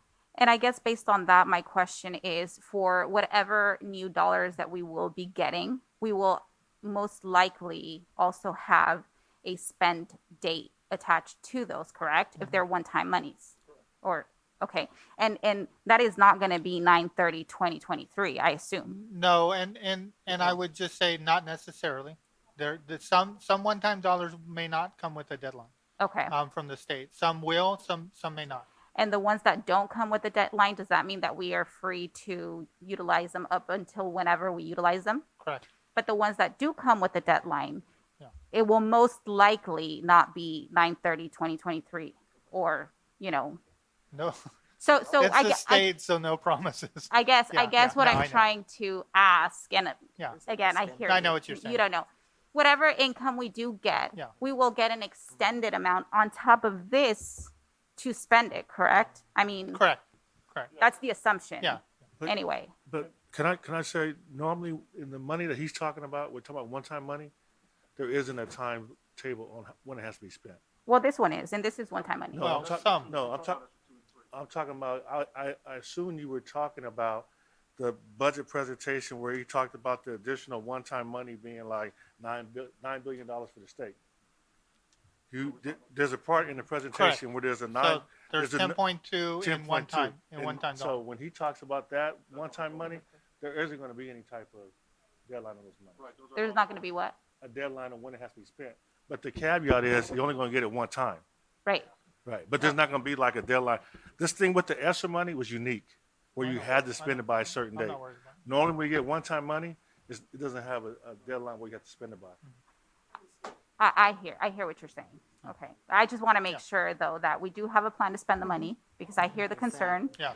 and that we do have the plan and then whatever backup We do have a- plans that we have and then whatever additional income we are going to get that's not going to affect us in the sense of we get stuck somewhere where we don't spend the money because Yes, we correct. didn't foresee the new money coming in. Correct. Does that make sense? Yeah, no, that makes complete sense. And our plan, and remember, Mr. Ceballos, our plan and focus is always going to be is how do we increase services to kids? That's going to be our focus.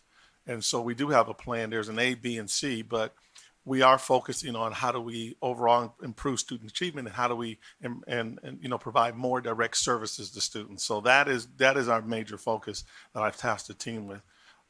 So that's going to be part of that. And I just to kind of emphasize on that, because the need is so great, right? We have a high needs district in terms of the population that we serve. And so I would expect that we as a board, do take that into consideration when deciding what these funds are going to be spent on, whether it's one time or not one time, that we make sure that the money is going to go back to students, support and achievement. Well, we'll present that plan and that overview, especially as we finish up our goals. We're going to present that, but I'll be honest with you. Yes, we will be focusing on direct services and how do we support students in the classroom. And that'll be, I don't think that's a shift from what the district has already been doing. They've always been focusing on how to improve student achievement, but definitely that's the goal. That's the plan. And I agree with you. I hope the board supports that plan because again, it has to be direct services to kids. Especially on the other side of this pandemic. But that's the direction that we're going as of right now. All right, Ms. Rosales Medina. Yes, and I just wanted to just clarify because I think we're looking at ESSER 3 and the fact that we have a little bit over 200,000 that has not been spent. Million, I'm sorry. Yeah, I didn't see the extras. So $200 million that has not been spent. So far, it's been 25 million.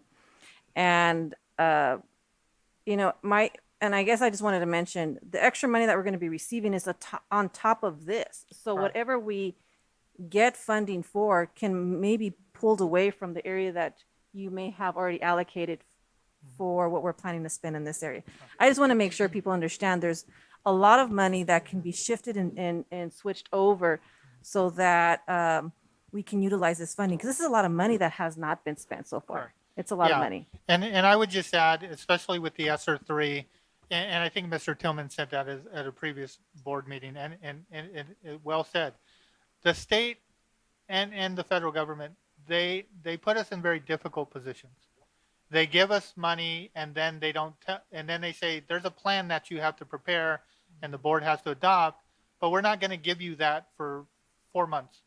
And then you have to rush to get that plan approved, by the board.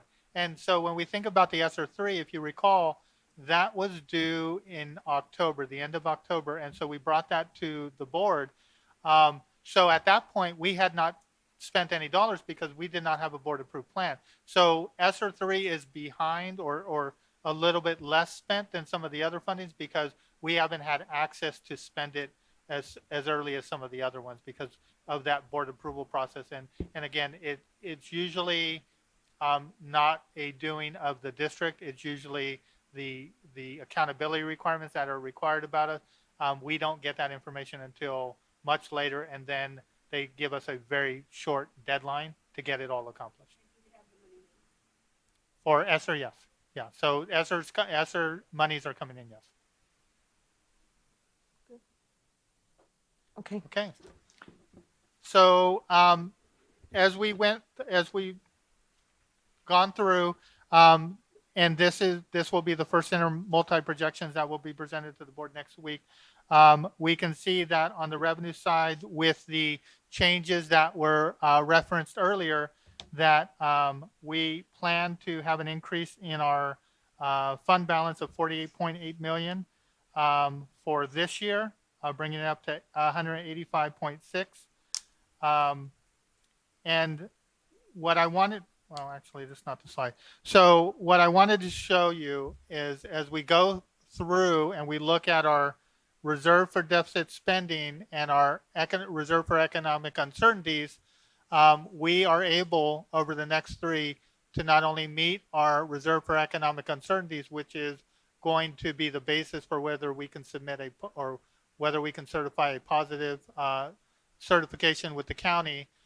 We also will end that third year with an additional 15.1 million for deficits or to reduce deficit spending. So while we're spending those dollars down because of the shift of expenses, we were able to put the budget in a better place. Had we not done that shift and we would have had to recognize that loss in ADA, we would have not projected a positive budget certification, and we would have likely had to implement some of the strategies that the budget subcommittee had entailed, relied on the governor's budget proposal to provide help, or utilize additional one-time dollars to scaffold our budget. Yes. Dr. Flores? So these projections are based on the increases we're getting or just the status quo that we were on? So great question. So this is just where we are now. Without anything else? Yeah, the increases in January, Oh, that's good. we're not able to Okay. project. Yes, correct. Okay, thank you. And if you go to the other slides, you'll see. So and this is what I referenced earlier. So this is the general fund ending fund balance, including reserves. So as we go through, we look at the large bar here. Sorry, it's not working. Okay, it's not working. So the large bar that you see for 21, 22, you see a large increase in our red, which is our restricted funding. And that is largely due to the restricted programs that we've added to our budget that have come after as a result of the enacted state budget. So after we adopted our budget, we received additional restricted resources for our expanded learning opportunities program grant, which is $27 million, our educator effectiveness grant, which is $12.3 million. So again, we built our budget, but we received a lot of these funds after the fact. So now as we move to first interim, we have to reflect those additional funds that we received because that was a change from adopted budget. So that's why you see a large increase there.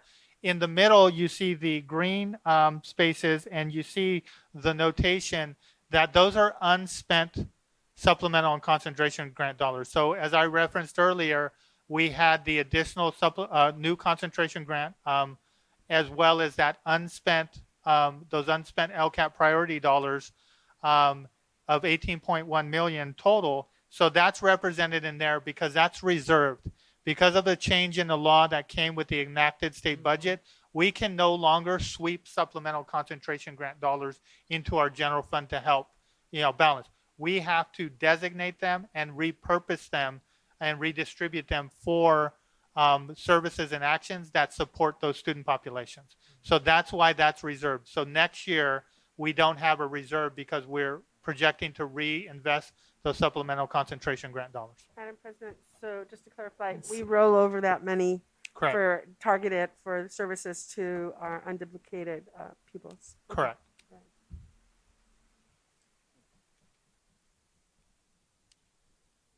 So we've talked a lot and covered a lot of information, but we still have ongoing budget challenges. And while the governor's January proposal is boding well in terms of what resources it will bring to the district, we still have some challenges.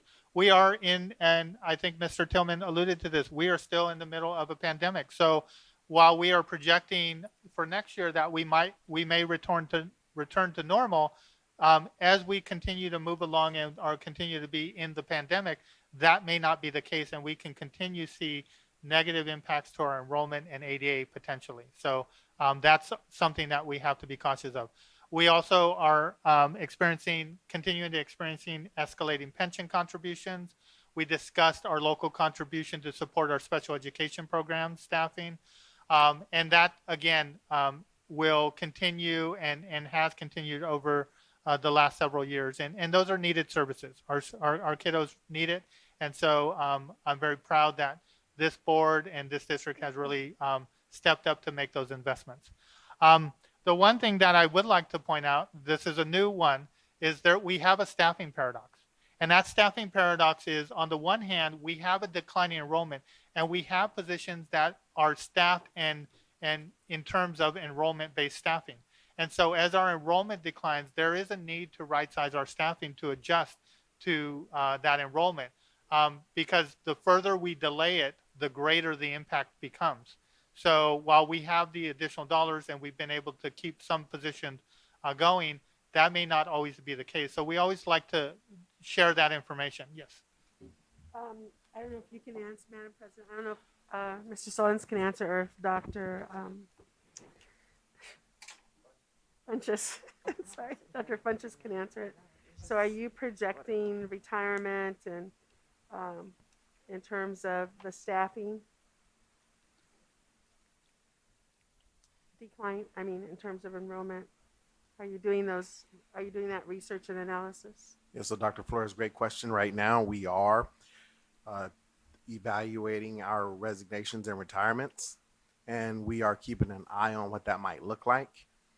We don't have that exact number at this time, but we are making sure that we're keeping that in front of us, because that'll inform how we staff our schools and departments.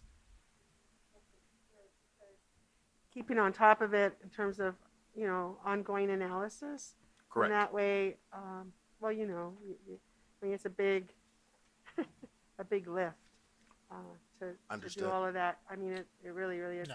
And we're talking about our teachers, our professionals, and I mean, I would like to mitigate any kind of layoffs if at all possible. I don't even like to say the word, but if we can do that by, what do you call it when people retire? Attrition. Yes, attrition from our attrition numbers. Yeah. That's our intent. Okay, great. Okay, thank you.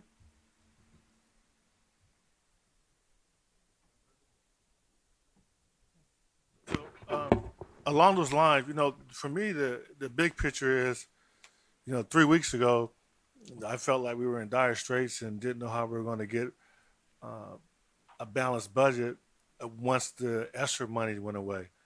And never dreamed that I would go to CSBA last weekend and hear we're going to get all this new money. It's just, unheard of. It's just unbelievable to me. But that's the reality that we're faced with. But I think then our goal should be to make sure, more than anything, that we create a balanced budget.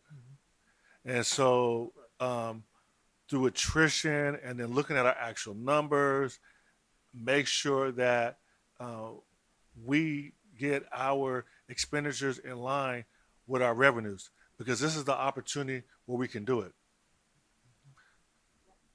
Even, I get a good example. I don't know when the whole extra grade level is going to come in. What is it? Is it 4-year-olds or 3-year-olds? No, it's 4 years old.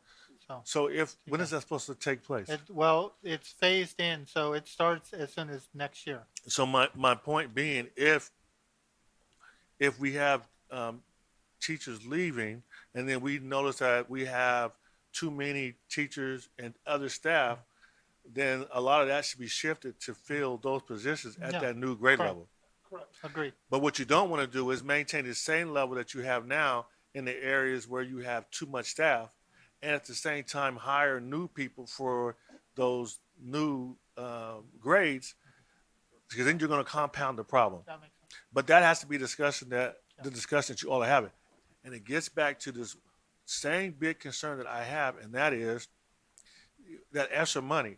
You can't have people using that money to hire people that are outside of the other new money that we're going to get, because then that would put us in a disastrous place. And that's a whole lot of money. And that's what my biggest fear is.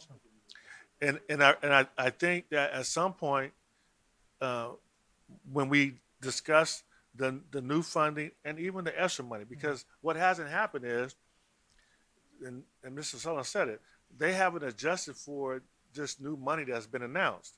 So when we back out that extra money that was going to relieve the problems for the budget out years and say, what do we spend it on? I really think that we should have all stakeholders around the table and get input from everyone and then move forward. That will include some of the new things that the superintendent wants to do. But I think the worst mistake for us to make in a time where we have an opportunity to have a lot of new money is not to listen to everybody. And that's parents, teacher, classified employees, students, parent groups, the community, to make sure we're spending this money and structuring our new budget in the way that is going to solve the problems that we all agree exist. But I think we have to hear from everyone. I don't think we should sit back and say, we know how to fix it. We don't need to talk to anybody, and we're going to spend this money, and you're going to be happy. I think that'd be the biggest mistake in the world, and it's not something that has to happen. There's enough right now to take care of issues and problems that a lot of people have identified. So I just hope that Mr. Irvin takes the lead and make sure we get input from all our stakeholders and make sure we're all moving along at in the same direction, and everyone benefits from this increased revenues. But the key being make sure that above everything else, that we have a balanced budget in the next 2 or 3 years because it's additional funding. And I just want to respond to Mr. Tillman. So, Mr. Tillman, of course, we obviously, Mr. Sellens and the team, we've been having a lot of conversations about how to balance the budget, and that's what we've been working on. As you can see, as we finish up the presentation today, we're going to have a balanced budget. So we were always planning on that. Secondly, at the same time, we agree with you, but we got to make sure that we still got to move forward with providing services to kids, and we have to find a way to make sure our students are at grade level across the board. So there's a delicate balance there. But also keep in mind that as we get this new money, even when we think about the additional dollars that we got previously, the district has always gotten great input from all their stakeholders. Now, as we go forward, as we begin our strategic planning process, as we lay out those 5 our overarching goals, we start thinking about our priorities. One of the things that happened during the 6 months of this listening and learning tour is getting input from everyone. That input was very clear on what we need to do in order to increase student achievement. The ultimate goal is we have to improve the quality of instruction. We have to increase student achievement. So that's already been taken into consideration as we begin the strategic planning process. So as we come forward with the current plan that we have, which is the strategic planning process, we put that's going to be put in place. There will be an opportunity for us to get feedback from all of those stakeholders. And then secondly, as we get these new dollars, we'll sit down and make sure as we do the strategic planning process, if anything comes up during that conversation with our educational partners, and all of our stakeholders, then we'll make those adjustments. For example, we know already, there's been conversation about wellness centers. Well, we're already ahead of that, but we also know within our classroom, when we look at our overall data, we still have to find a way on the other side of this pandemic, ladies and gentlemen, to increase student achievement. And so that's our number one priority. But again, I just want to make sure I agree with you, but we will continue to get input. We've always gotten a lot of input. But I do think we're at a good place because as we start the strategic planning process, all the information we've gotten over the last 6 months and prior to that, the work that Ann and her team did with the LCAP, we've gotten a lot of input over the last year. So we really got an idea of what direction we need to go. But if there's other things out there that we're missing, and like Mr. Sullivan said, if there's anything out there creative, things that we really need to do that's on that wish list, then we hope we can get to those things as well. And we're not at the wrap up yet. You guys kind of went ahead of the stabilization strategy. So after Dr. Flores, if you can get us to where your I thoughts know we were. got to finish. Yeah. But Mr. Tillman, I agree with you. I think we need to have a forum. Mr. Irvin, we're a very collaborative culture, a very collaborative community. And even though you've gotten input from everybody, this is new money. And our community partners, our parents, our our unions. We just need to have forums where they're able to speak, and share with us, and maybe even reiterate the things that you're saying, but then we're including them, and we've included them in a forum, so that we can get the green light to go. I mean, I'm sure they'll say some of the things that you're saying, but it's just about providing them a forum.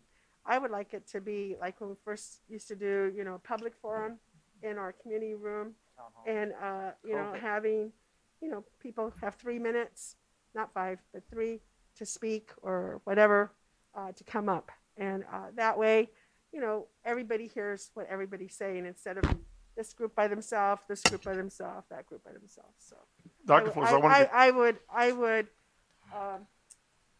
implore my board members to think about it and see if we can decide to do that. I just want to get clarity though. So based on what we already have going forward, I'm just trying to get clarity from those comments. Are you saying that we should start a new process? Because, No. okay, I was going to say, because I'm not saying a new process. you're saying in terms of these new dollars. Just give them a forum to provide their input. So one of the things that we always have done as we look at these new dollars, as we go forward with the strategic planning process, we already have information that we have from the previous. I understand that. I'm just saying we provide them a forum to share and reiterate some of their ideas. And it probably will be the same and some new ones too, but just giving them a forum to speak. Are you and talking share. in regards to the new dollars? That's what I'm trying to get clarity Yes, on. the new dollars. Well, yes. yeah, as we get new monies, one of the things that we do is we start doing our strategic planning process. No, I'm talking about having a budget forum. No, that's what I'm saying. But I'm saying that as we go through the strategic planning process, one of the things that we'll be doing though, as we get these new dollars, as we start prepping and planning for next year, part of that next phase of the listening and learning tour is going back and sharing where we are with the strategic planning process, but also having conversations at the same time that we have these additional new dollars and getting additional input on some of the other things that we will need. That's what I'm bringing clarity to. We still got to move forward with the strategic planning process. We still have to move forward with putting systems and structures in place for next year. However, I'm not talking about that, Mr. Urban. I'm talking about just providing, our community a forum just to share with us what they think. That's all. I mean, we're going to keep going on with our strategic planning, all the other stuff that we do, but just hear what they have to say. That's it. That's all. Yeah. Yep. Okay, Ms. Ceballos? Yeah, and so just to kind of like recap, because I'm like hearing a lot of different things, and again, I just want to make sure I have clarity as well into like the direction that we're going. I think that is a good idea, to continue to hear from our stakeholders. I know that you've engaged in a very arduous process of listening and learning as you came in, and you have shared some of those findings with us. However, I think that, because of the new money that's coming in, it's a good idea still to, keep in touch with the community and stakeholders and so forth. However, I will caution that by saying it kind of feels like, to me, like there's been some delay in the process. And I think Mr. Harold said it best when he went over the ESSER 3 funding, that he said that we were a little bit behind schedule because it has to go through the board approval process. And that's where we haven't gotten to.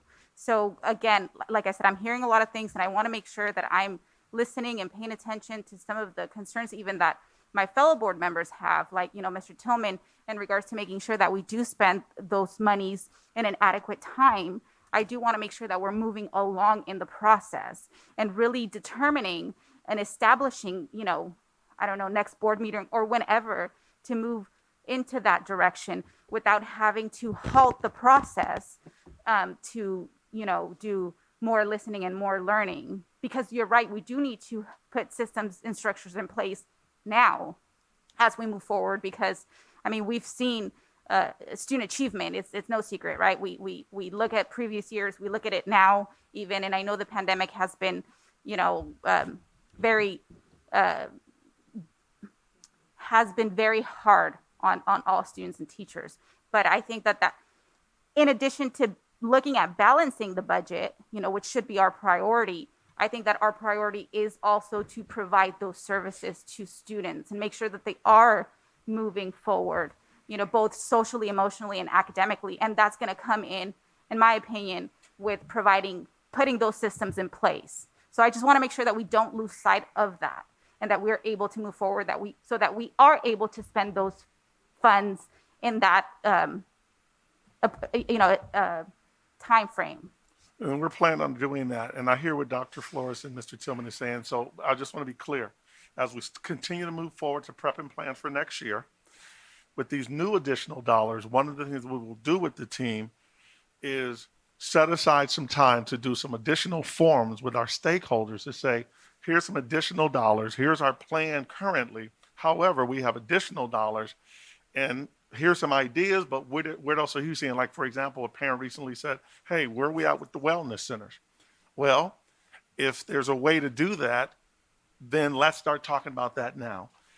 So there's going to be other things that we can do, but I agree that we need to have some additional forms, but I think that can be separate. We can't have a two-pronged approach, right? It could be simultaneously. Simultaneously, we can continue to move forward, putting systems and structure for next place because we're already ready to roll with that. But at the same time, we can put some additional forms in place, town hall, to say, here's some additional dollars.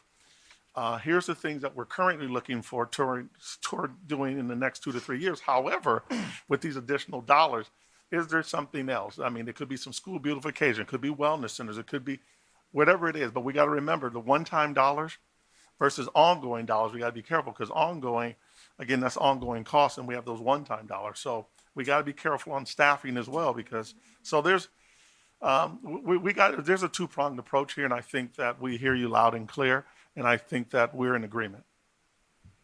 Just real quickly, I wanted to clarify, it wasn't the board or any of us that delayed the giving, how'd you say, The for them to ESSER? give us the money? It was that the money was specified, but we only had so much time to do the plan. So it wasn't on our part at all. It was just the crunch of the deadlines, right? That is correct. Right. So we didn't lag in anything. It's just that the bureaucrats, the feds are like that, correct? Correct. Yeah. Yeah, and I just wanted to clarify that too, as well as, because you mentioned it earlier too, when I mentioned, we had all this money, $200 million of money, and has not even been close to being spent. And then you kind of clarified that it was because of that process. But I do hear the frustration of not, having certain plans and not having those plans, receive funding for. And I think for me personally, when we had a shift of things going on within the district, I mean, with the new superintendent, is that you always want to go through the process first of listening and learning of what's going out there. And I think that's why you had paused on it. So that way afterwards, we can kind of move forward on what would be the next steps. It wasn't necessarily that, kind of prolonging it. It was just more of, with any new superintendent, there's a process with that. And that's where I feel like the reason why I kind of pushed to delay it a little bit, in the sense of we want to finish in listening and learning and have you really interact with those within the community and so forth. So that's how I feel it was. But I do hear your frustration of wanting to get things moving for our students. Madam President. Yes. Thank you, Madam Dr. President. Wyatt. Just, it's 8:10, and I recommend that we have Ms. Sohn finish up our presentation. We have 4 slides to go. It's been great information, great questions, great recommendations, and I just want to be respectful to our staff, ourselves, and our community, and finish hopefully in a timely manner. So if we could get through the next 4 slides and then ask some questions after that, it'd be great. Thank you. Thank you, Dr. Wyatt. Okay. And then just on this slide, real briefly, when I talk about the staffing paradox, we also are receiving this additional funding, and there are prescribed uses to provide direct services to students. So that's where that paradox comes. And then lastly, we talked about universal TK implementation, the impacts on facilities, staffing, and so on.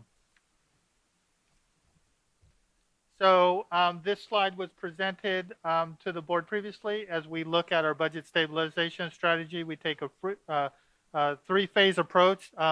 Multiple phases can happen simultaneously. Obviously, phase 3 is the most restrictive when we have those harder conversations and as Dr. Flores said, there are certain words we don't want to utter or ever get to. But this is the strategy and plan that we've been implementing. Obviously, we want to have the least impact to our programs and services, students and staff as possible. So as we looked, we talked a bit about the moving expenditures to maintain that class size reduction.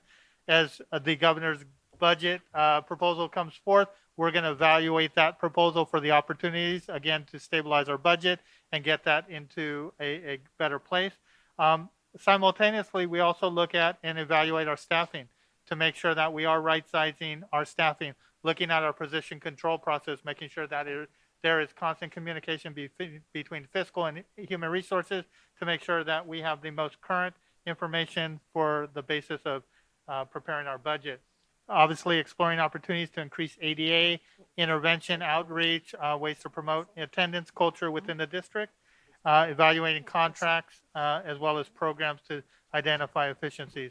And then lastly, and it doesn't seem the direction that we're moving at this point with the funding, but implementing expenditure strategies where needed. So the board had, previous conversations in the board meeting. There were conversations about proposed positions and funding changes, and the ask from the board was that this information be brought forward. And so on this table, we identify proposed positions for human resources, the STEAM director, which was formerly the director of continuous improvement, and the director of college and career readiness, which was previously has been that position, but those two director positions had been vacated and not refilled. And so we broke it out by staffing to show, number one, what the additional cost would be for those positions, but again, what are the offsets that we've identified to help reduce the obligation to the district. So we see on the unrestricted side with our offsets and shifting expenditures, there is no increase to the unrestricted general fund. It is actually a reduction. On the restricted side, as we look at the STEAM director, we're looking to leverage the new expanded learning opportunity program grant to fund a portion of the STEAM director's work. So that removes half of that expense out of our LCAP and puts it in these new dollars because primarily that work is going to be surrounded by STEAM programs in our after-school programs. And then, as we look at our custodial supervisors, we're looking to fund those positions on the restricted side of the budget. We are working with our maintenance and operations to identify contract offsets that will cover the expenditures for those additional positions. So here's just a breakout by funding. It's important to show it by funding because not all funding is unrestricted, and some of it is tied to restricted dollars and for restricted purposes. And so this is the positions that we are proposing or have been proposed, and these are the offsets as well as the additional costs. Flores? Thank you, Madam President. So just to clarify, HR positions to be abolished is that what you're proposing? Correct. Okay, so the HR director and secretary will be abolished. No, so those would be established. There would be existing positions within HR that would be abolished. So essentially changing the position. So that's where the change in funding happens. You're establishing on one hand, and then you're abolishing for the offset. So you're saying that you're asking the board to adopt and support HR director and HR secretary 2 or 3, and so explain the red, the 253,000. So they all reminded me that I need to point out in this example, red is good. Red is good. Red is good. Red is good because those are the identified cost reductions that will help to offset the expenditure. So when you look at the classified director and secretary, there are the additional cost of the 184 and 98, but there is position abolishments that will provide a savings. Oh, so there's Correct. other HR abolishment. Correct. Okay, that correct. will offset this. Correct. Okay. You didn't explain that well. Okay. Okay, I didn't quite get that. And then you're asking to rename the director of continuous improvement, which we have money for anyway. Correct. That has been vacant, to STEAM director. And Correct. we're, Okay, and, good. and I would add that we're actually using some new dollars to fund half of that position. So it will Okay. actually provide some relief to our LCAP dollars. And I know that our director of college and career readiness has been vacant, so that's already in the budget. Correct. Okay, and then explain what the impact to the general fund budget. Why do you have 163 there? Well, because when you add For that when you specific- add in the cost, less the reductions or the abolishments or the change in funding, so you're actually netting a savings to the unrestricted general fund of For that one, 163. okay. Right. So the additional 5 custodial supervisors, that's additional money Correct. that we To have the not. restricted, To Yeah. restrict it. routine restricted maintenance account. We Oh, to the restricted maintenance account. correct. Yeah. Okay. We are And those are the ones that are going to supervise all Sam, can you the, come all explain the to the board? different, Yes, that's going to be part of the service delivery model, but again, we're putting systems and structures in place now so they will for the future. monitor and problem solve and troubleshoot like that. Yes. Okay, all right. Sam, you want to give the board a high-level overview, please? Sure, that's correct. First talk about the funding. So we're looking at the $758,000 that's going to be coming out of the restricted routine maintenance account. So basically what we're looking at is a fairly high dollar HVAC contract that we have. So we're paying a substantial amount. So as we're looking at reducing our contract costs within our routine restricted maintenance account, we're going to be then using those funds to for these positions as well as some hourly HVAC technicians. As far as the systems and processes in place, that is exactly right. So we brought on about the 300 custodians into the maintenance and operations team. So to help alleviate and ensure that we have proper oversight and kind of realistic expectations of overseeing the additional staff members with evaluations, sick leave, industrial accidents, and other items like that. We also make sure we want to have the proper training and support, 5-star inspections. We're going to be benchmarking the performance criteria by school side, by shift, by individual supervisor, and then overall by the maintenance and operations team, looking and trending and tracking that year over year. So we have all those processes in place now. So these folks are they'll going to be. troubleshoot, like, when they call me or any of us about, not having, a custodian because they haven't cleaned their rooms, they haven't, they're the ones that are going to monitor that. That's correct. Yeah. And these folks are also tied with that transitional program that we put in place. This is also going to give the district flexibility in being able to move. This is all like tied into as a package, but this is going to give us the flexibility of being able to move custodians from one site to another to help alleviate that very issue. I know that the high schools have a lot of them have complained because when one of them are sick or two of them get sick, then they're unable to clean everything. So are we going to have roving custodians roving to crews. help? Yes, we will. Yeah, we have besides the on-site ones. that's Do correct. you know how many we have? Yeah, right now we have 12 staff members. 12 That's on that. additional that are rovers? Okay. Yep. All right. And that's part of the service delivery model. Again, we just want to make sure as we build the systems and structures out for the future, everything will be in clusters. And then that roving crews, those 12, will be able to move. Because one of the things we've heard from the board several occasions is the cleanliness of the campuses and the classrooms. And I will say, just to this point, visiting the schools on a regular basis, our campuses are starting to look clean in our classrooms, Right. but this will help with the oversight. Right. Thank you. One last statement. Thank you, Mr. Irvin and Dr. Funches, for properly bringing these to us so that we can approve them.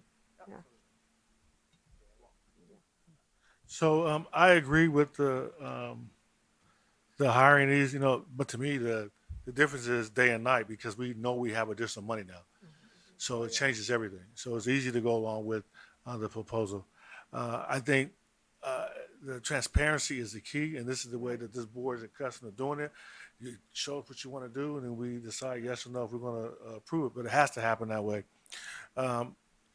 You mentioned something about cutting HVAC contracts. I would just, because we have the one-time funding, and we have additional funding, I just be real cautious about making cuts because usually you need the most HVAC at the most critical time. It's 112 degrees. You thought you had some new staff. They didn't show up, but you got rid of your contract. That's not a good thing. I'm just saying, just We're going to clarify that, Sam. Yeah, sure. Yeah, we're going to clarify that for a moment. Yeah, so basically the way the contracts work is there's a approved amount. Now that doesn't mean we have to spend that full amount. We don't have to have 10 technicians or 6 technicians on staff. So that what we're not talking about is the PO amount. We're actually utilizing the spendable amount.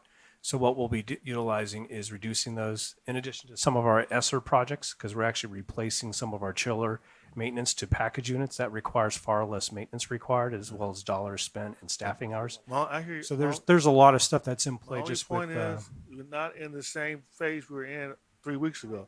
I agree. So I'm not really concerned about cutting corners, and I would hate to be in a predicament where I'm getting a call and that there's a school site and the HVAC is down because we made this cut. So I'm just saying I'm not asking for cuts. I'm making sure that we had resources to sustain whatever the schools need.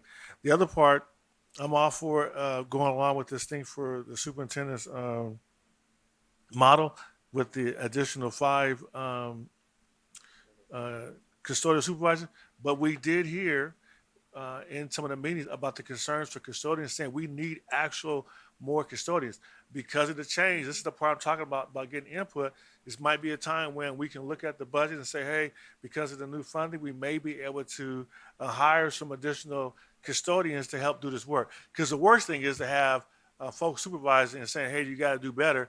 And the folks doing the work saying we're doing our best and we don't have the resources and the people to do it. So that and even being able to bring in some private sector folks to get things up to speed and get them to the level you want and then have our own staff maintain it is an option now because we have that one-time money and some ongoing money. I just hope we consider that also. And Mr. Tillman, we're looking at all options, and we will say that even in the service delivery model, even in this model, when Sam's talking about the 5 custodial supervisors, the oversight, again, they're going to be in clusters. So we got to make sure that our campuses are maintained, they're safe, and they're clean. However, at that same time, we are going to continue to find ways to hire additional custodians if it's possible. But again, I think there's some challenges with that because there is a bit of a shortage. So, but the supervisor's job is to make sure that when there are shortages at school sites, when they're not being cleaned, they'll be able to, within that cluster, use that roving crew to move them. Because if you don't have anyone overseeing it, then who's going to coordinate that? So you got to have individuals coordinating this And Mr. structure. Irvin, I think it's critical that because we have one-time money, that we look at contracting with private firms to come in and get us to the level that we want immediately and help expend some of that money. Oh, no disagreement with that, but you Thank know, you. though, Mr. Tillman, that would have to be something that's negotiated, I I think. understand. Yeah, With the unions, if we did that, they would have to agree to that. it's But no gonna disagreement with it'll you on benefit that. everybody to bring in outside folks. You told yourself. You said my alma mater didn't look good. You said that. Yeah, you did. You said it was all beige. And I said the B wing was always beige. But anyway, if we do want to add some color or whatever, then I don't. know where you're going. There's not a bad thing to say, hey, let's just get some estimates and bring some companies in, get them where we want, then let the existing staff maintain it. Thank you. We agree with you on that one. I right. think, Okay. I think we're already doing that on the beautification piece. Okay. Are we not, And you'll Sam? be bringing us that. We'll Yes, have a that is correct. presentation on it. We'd love to see the plan so we can know the dollars. And we want to know the dollars that go along with it. The RFP's going Okay. to purchasing very soon. Okay, great.